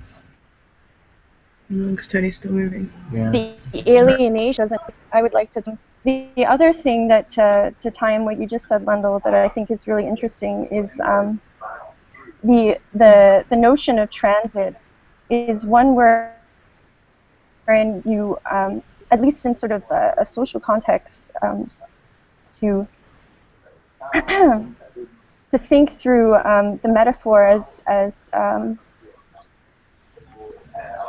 not just a metaphor of like as a form, but as again a methodology for navigating social spaces, wherein the transit comes into one's ability to utilize their intelligence, so to speak, to translate different languages, different modes of thinking. And this is exactly what the anthropologist does. And they do this by, constructing concepts, but from the language of the other, basically. So your alienation isn't an alienation where you're like, I want to say space of translation, and the space of thinking is very sensitive to different ways of thinking, but it's also in this sort of like hypertension with possibly being delusional, but at the same time opening up new ways of thinking that weren't possible before. So and that's maybe why it's also like a tension space, and it's highly sensitive, it's highly volatile, it's highly unstable, in both the abstract sense, but also in the it's sort of like concrete manifestations. Yeah. And Martin Holbrad, I just put this in the side comment. Martin Holbrad, he talked about this at Glass-Steagall, and more in terms of like the concept construction from the position of the other. Nevertheless, I think it really has more to do with translation, so that the alienation comes as being the translator. So you're trying to be as indifferent as possible, so as not to impose too much of your own like conceptual bias or whatever.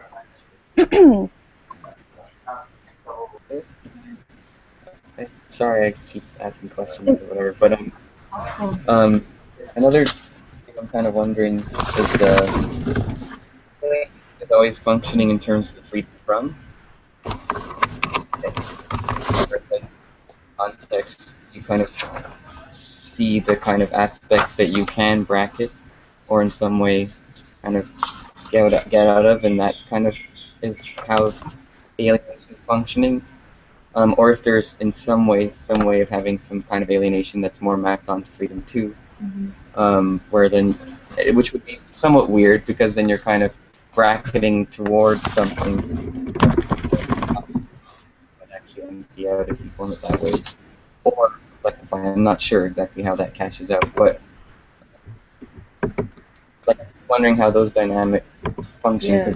It sounds like it's in the same kind of, or it's in a very analogous kind of conceptual space. So Yeah, that's a good point to bring up. I mean, I think we're trying the alienation of something that connects the two. I mean, it's originally a freedom from. But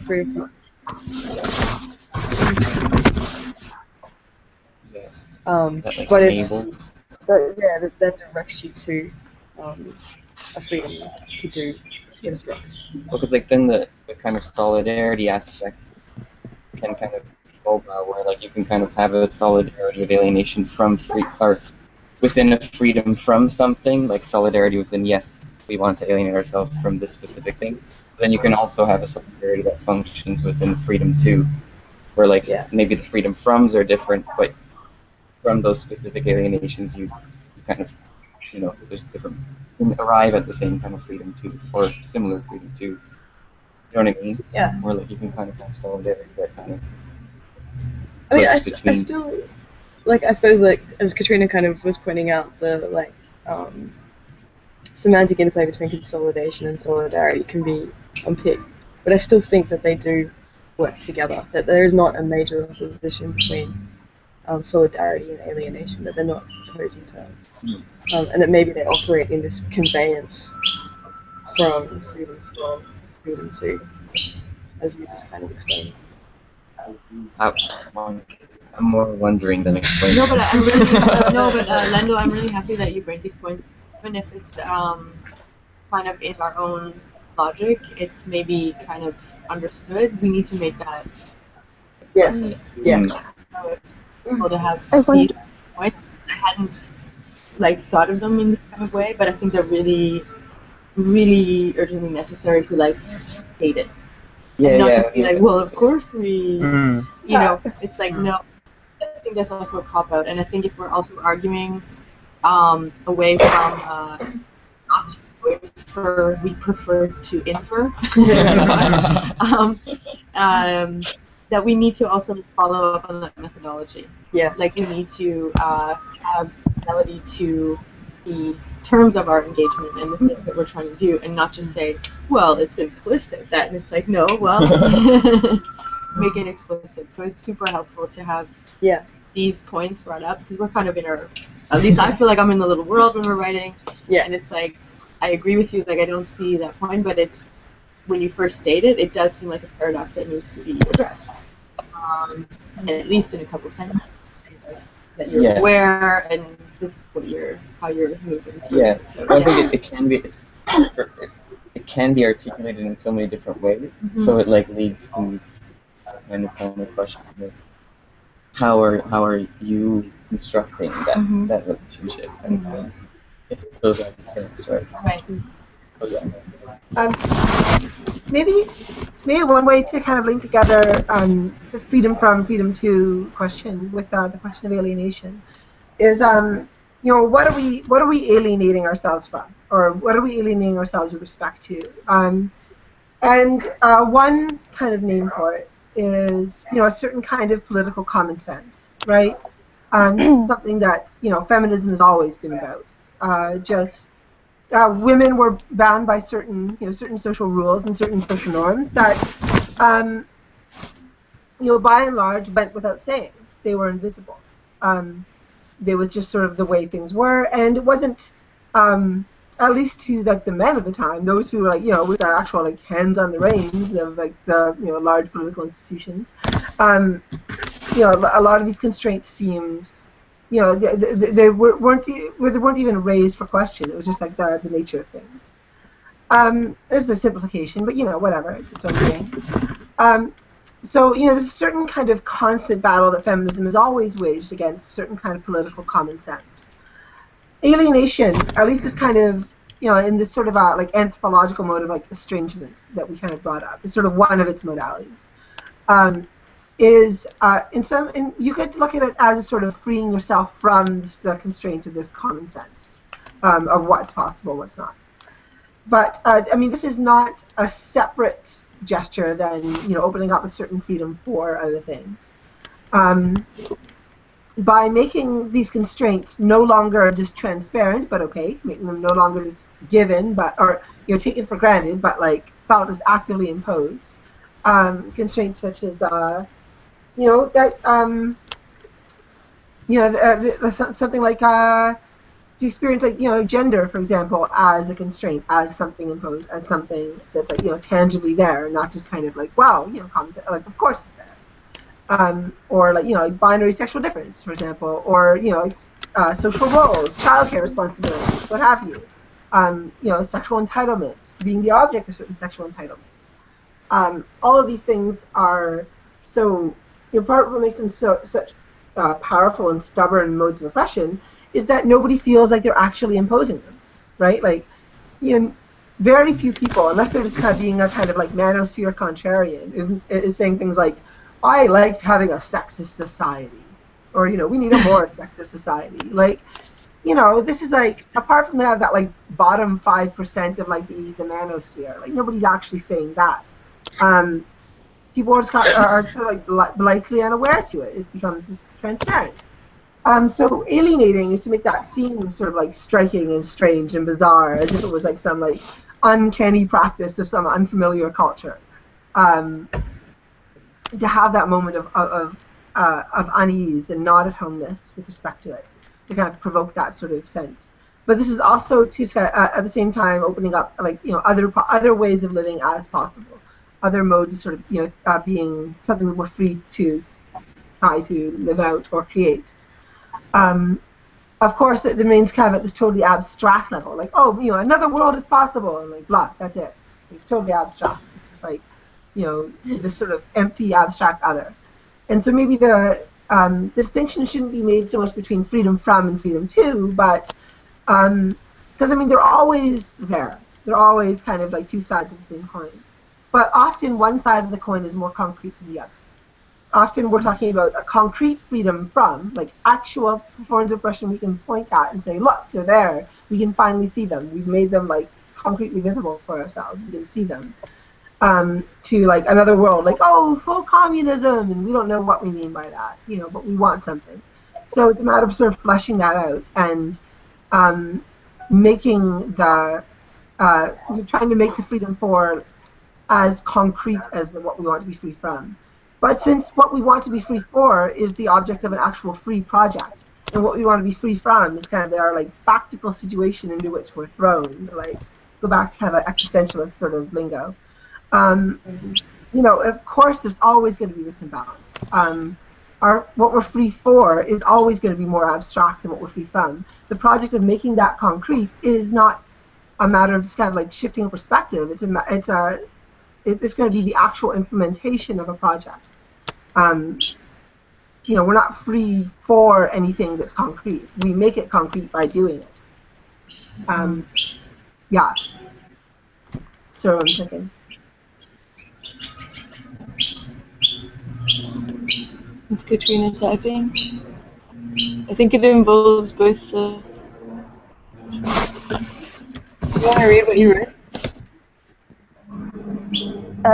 Yeah. I mean, just to, Luke already put this so well, but I don't know. Again, the language that I guess Russ was using, I think the constraint, I guess for me, it does involve both freedom from and freedom to.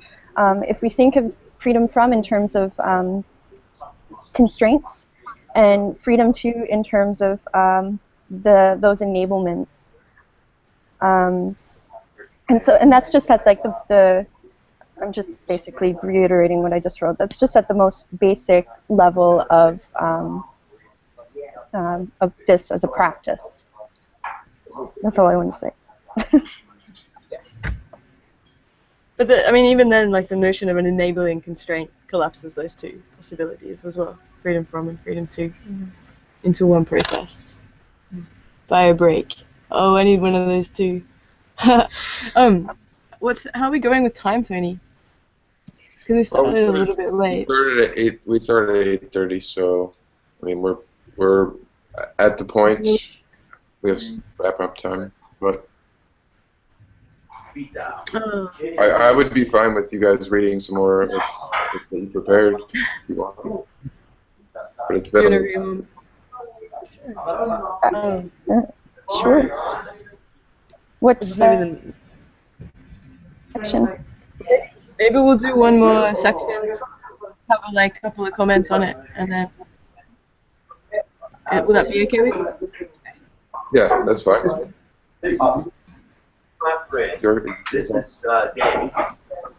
What section do you want to read? What section should we read? What did you guys talk about earlier that I missed? That maybe it could tie in the whole section. We were talking a lot about Ben's text at the beginning, and we moved in. Right. I think you were by the time we moved into the. Let's see here. What would be an interesting section to read?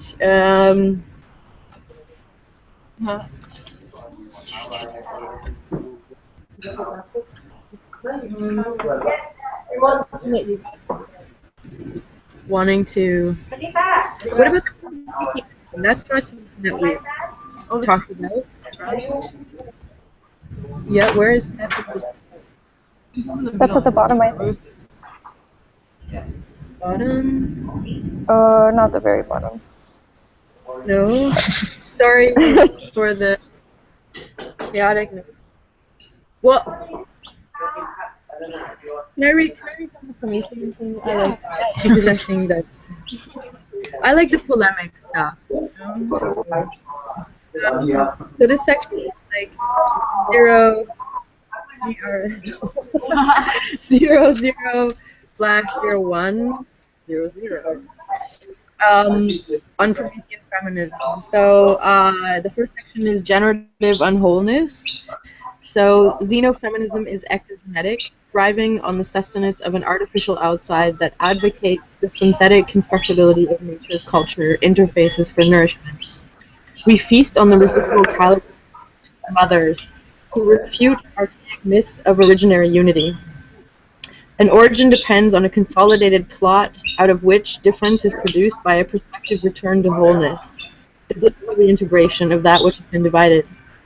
Xenofeminism knows that there is no possible rebirth into some originary state of organic immediacy.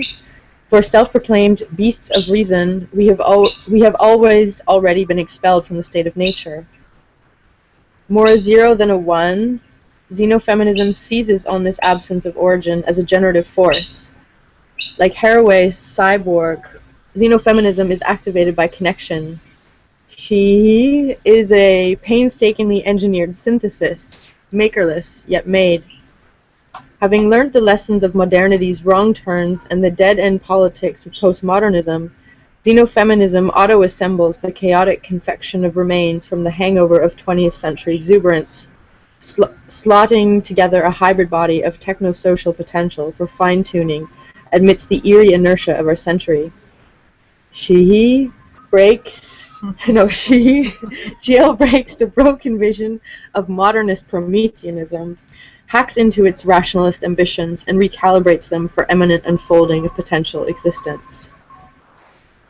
And then the second part of that section is embryogenetic propellants. We devour the abundant scraps from our ancestral lineage as pablum for speciation.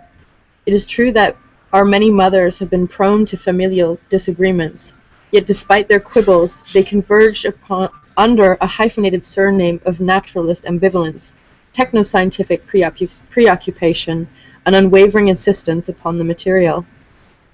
Our project compounds this already compounded surname. Our mothers recognize the importance of technical literacy whilst acknowledging that technoscience differentially disadvantages women, the gender nonconforming, and others of all stripes and persuasions.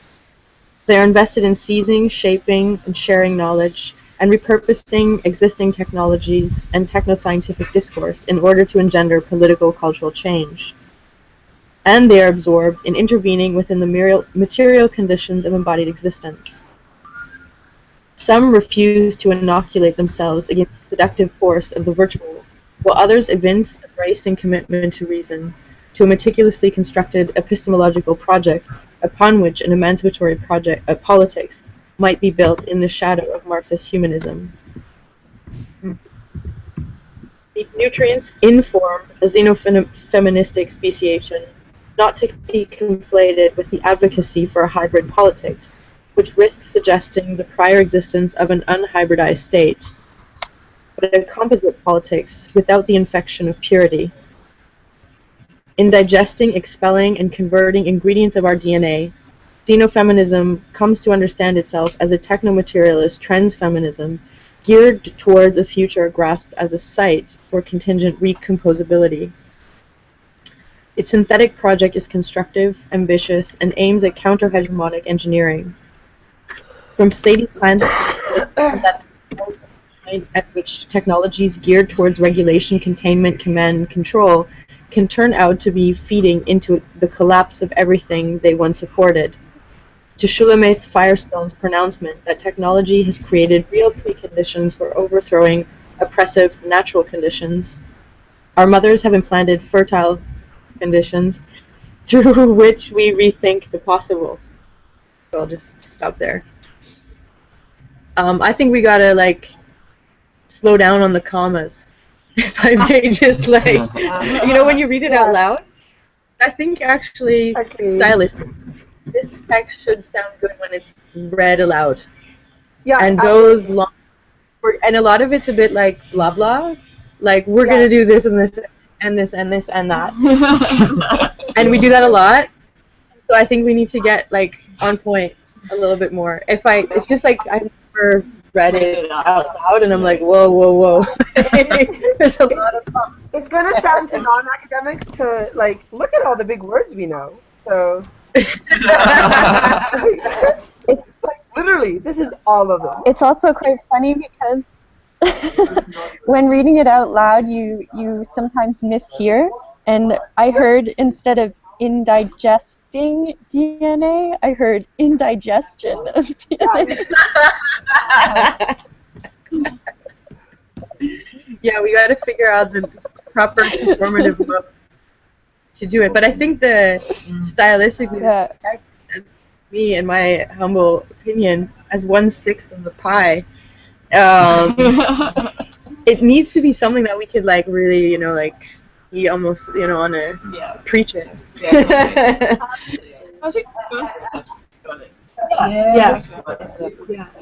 I mean, we're still in editing mode, so it's like, we should saying it out loud. That'd be cool. It may be exercise when editing it, not to be to be performing it in a sense. Totally. Yes.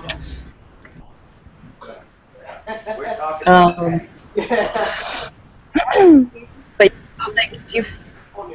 Just honestly, I'm getting used to a lot of for sure it's just one section, but does it sound too much like blah blah and less not substantiated enough? Yeah. Yeah? I think it still does. I mean, I think we need to, and that'll probably help us get a lot shorter too. We need to condense. We need to, get it down to a hard, tight nugget. When are we meeting next? Never mind. Next weekend. Okay, cool. All right. But yeah, if anybody has any comments, because I also understand that it's difficult, or it's a big demand to hear something for one time and then okay, so go. If you have any comments, we'd be really grateful to hear. Yeah, I mean, we're really I didn't hear the section. I don't know if you read it out of the room that immediately follows the first section. This is the second section. Actually. This is. Yeah. Oh, it is. Okay. Yeah, it's sequential. Oh wow. Because I just thought rhetorically it was kind of interesting. In the first section, it's all about the Xeno, right? And I wonder if it might seem too many, in sort of too many concepts being thrown out. If that comes off, partly because if you front load it so much with the Xeno, and then I don't know how you transition into the feminism part of it. It's probably a stylistic choice of whether if you want to switch back and forth in such a way that cuts. Because I'm imagining, I don't know if that's true, that the Xeno-ness might have more of the kind of fun terminology in terms of and how it's very much different as opposed to readdressing the tradition of feminism. That even those switches can rhetorically contrasting in a way that it's speed up, slow down, or whatever. Not to have it this machine gun. Yeah, fire. which that's I like that.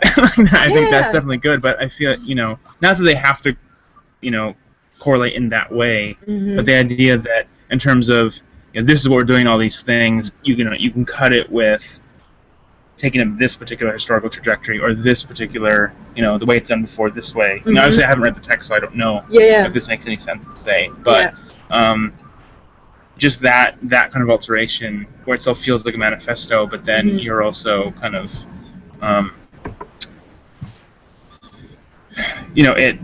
it makes the kind of when you do have the machine gun moments, it's a little easier to go with it. Because you've kind of done the substantiated stuff. Okay. At least. So to switch up to just kind of introduce a different rhythm as well, so it's not just latent 7,000 words of but it's also a little bit and then a little rest in the bunker.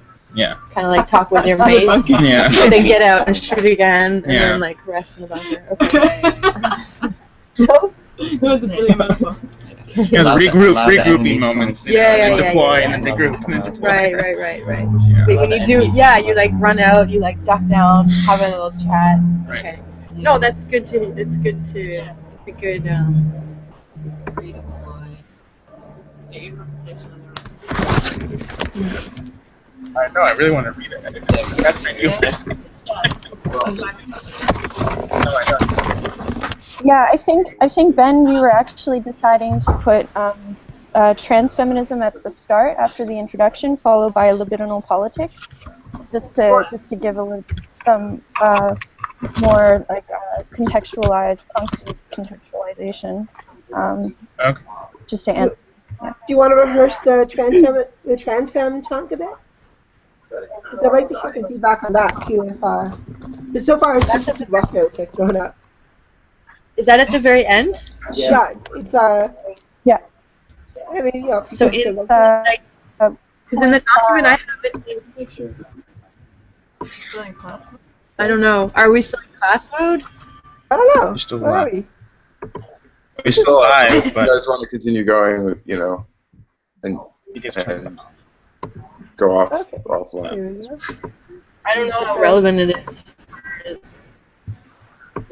I mean, if anything, it will be archived for you all to go back and really know what you were talking about and. That's true. Yeah, it's just interesting hearing it. Otherwise, like, we can read it. Okay, so that like I'm happy to read it. It's the I'm just on the Google Doc. Right. Yeah, I've got it here too. You want to read it then, Luca? Yeah. Sure, I'll give you a breakdown. Alright. So yeah. Oh dear, I'm running out of water. Got all sorts of. I've got rum and coffee left though, so I'm good. All right. It's a delicate balance. Right. Oh yeah, and this is the one that was playing with the kind of the section titling convention of Helen had this great project idea once, just recently, of kind of doing something like the 100 antitheses of cyberfeminism. Kind of a recap on that, but with theses instead of on xenofeminism. And we're thinking maybe just labeling each section with kind of nice pithy thesis. All of the forms xenofeminism is an X. So this was xenofeminism is a transfeminism. Again, I'm not sure how this is going to read out loud. Probably appallingly bad, but no one is going to listen to 3 hours of us on archive except for us ourselves. So we're good. At the intersecting fault lines, I'm just joking. I would never listen to myself for 3 hours. At the intersecting fault lines of technology and sex, history and gender, few nodes flare brighter than the phenomenon of transsexuality, an event that split sex and its history in two in the middle of the last century, and whose aftershocks, despite countless efforts to silence them through violence or domestication, are only growing stronger with time.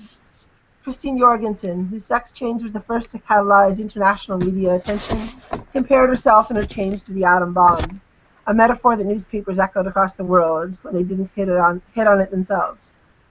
In the decade that followed those headlines, the formerly one-dimensional conceptual matrix of sex would itself be fissured.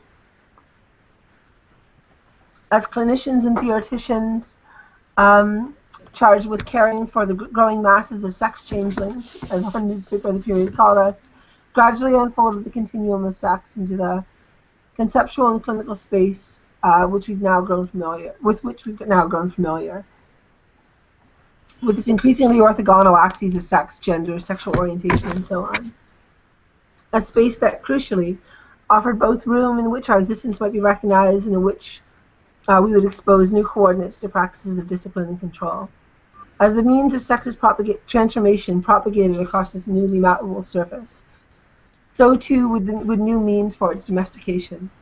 What, seldom without grimacing, the growing trans community came to call the gatekeeping apparatus, scrambled to repair the damage done to the sexual order of things. Sex could now be changed, but this needn't rock the boat so long as something else, this deeply Christian soul of sex we call gender, remains stable.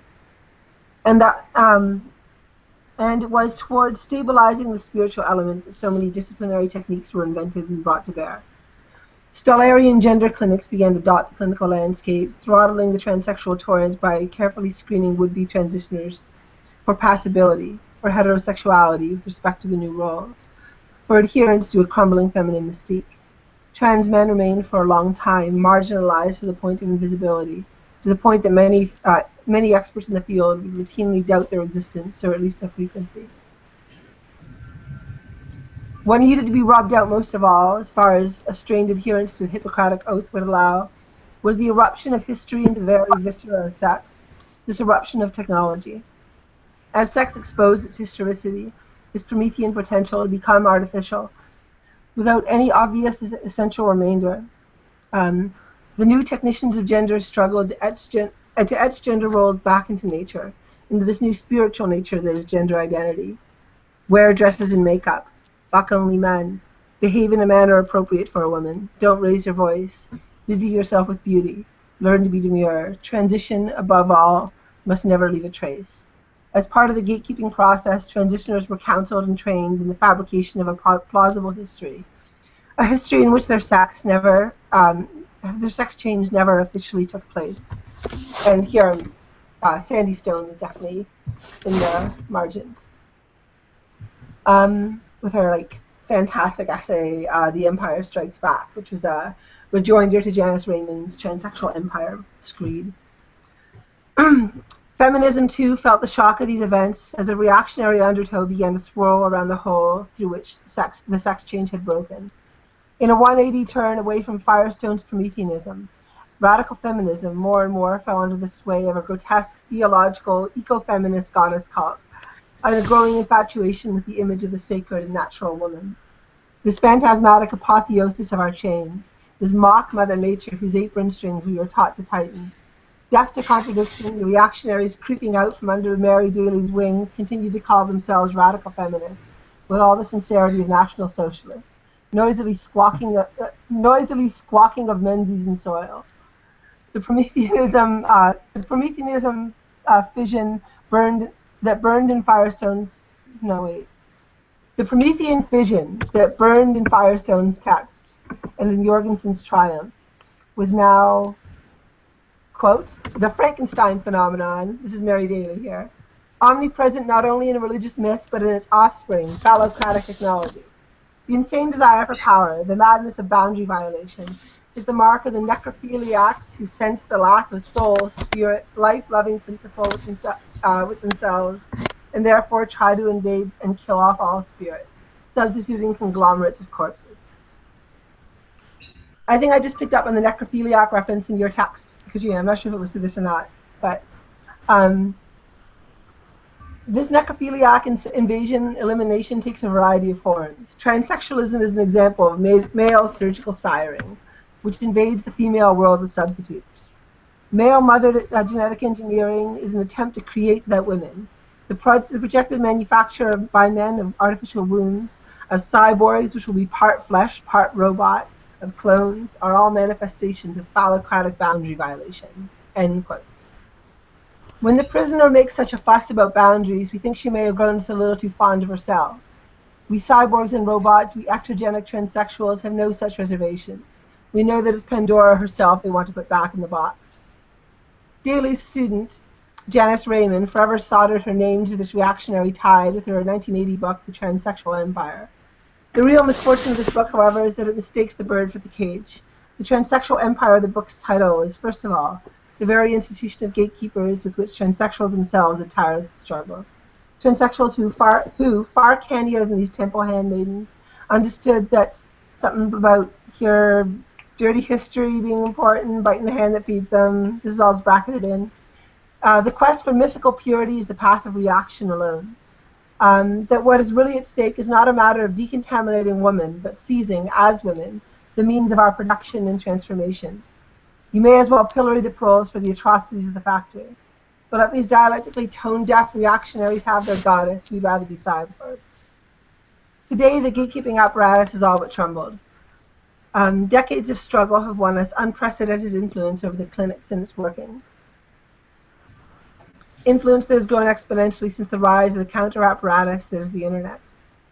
Not only did it weave the trans diaspora, the word's not a ridiculous one to describe a crowd so absolutely without a homeland, even to the earth were strangers, into a highly interconnected community, no longer atomized and serialized into secret and frightened lives.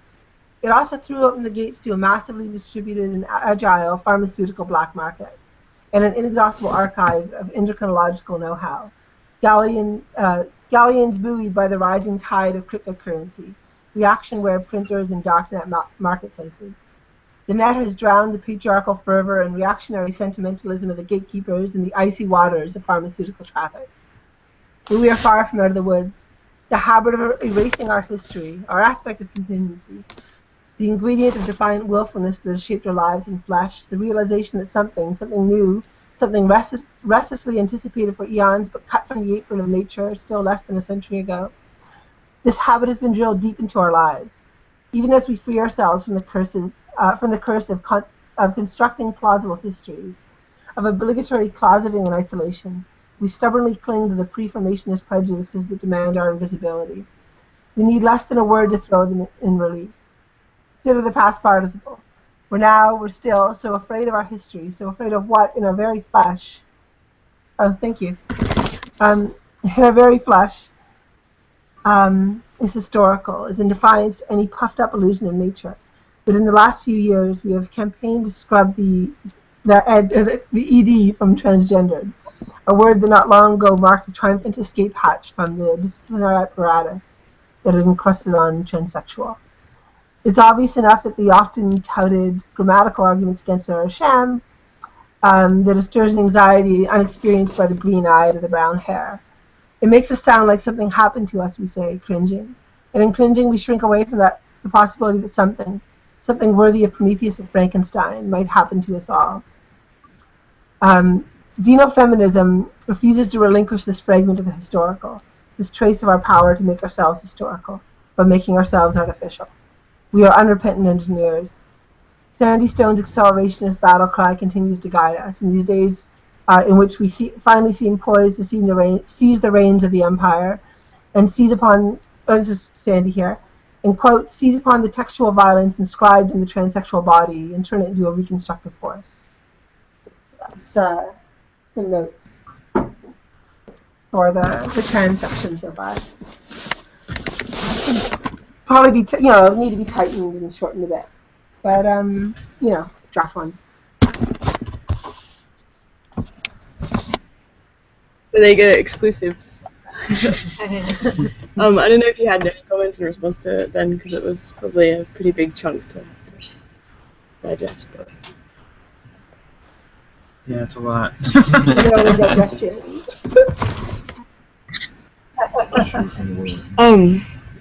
I don't know. Maybe we should kind of go out on that high note. Yeah. and that's, I mean, yeah. I wanted to add something to it. We're obviously still kind of working through it and editing it and taking the commas out, turning them into full stops. But yeah, I mean, yeah, Tony. I can go off and then you guys can have a conversation about it. You look so sleepy, Tony. You look so sleepy. I mean, it's 4:30 in the morning here, yeah. Oh, yeah. Good for you. That's why you're in the time usually, and yeah,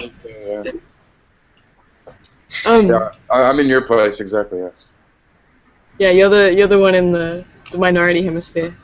Well, I mean, I guess we just, I suppose, before you turn the recording off, just wanted to say thanks to everyone who's been following the seminar. We appreciate you kind of coming along for the ride while we're kind of beating this set of concepts into some kind of productive shape. And yeah, hopefully the fruit will be available. Yeah, Tony. Yeah, I would say that the conversation doesn't have to end either. You guys can use the classroom for people that were like auditing the class and paying attention. Yeah. they can give you guys feedback as well. Are there any up there? Are there any out there? Is there any lurkers that you can't see? There are a few people watching, yeah. Ah!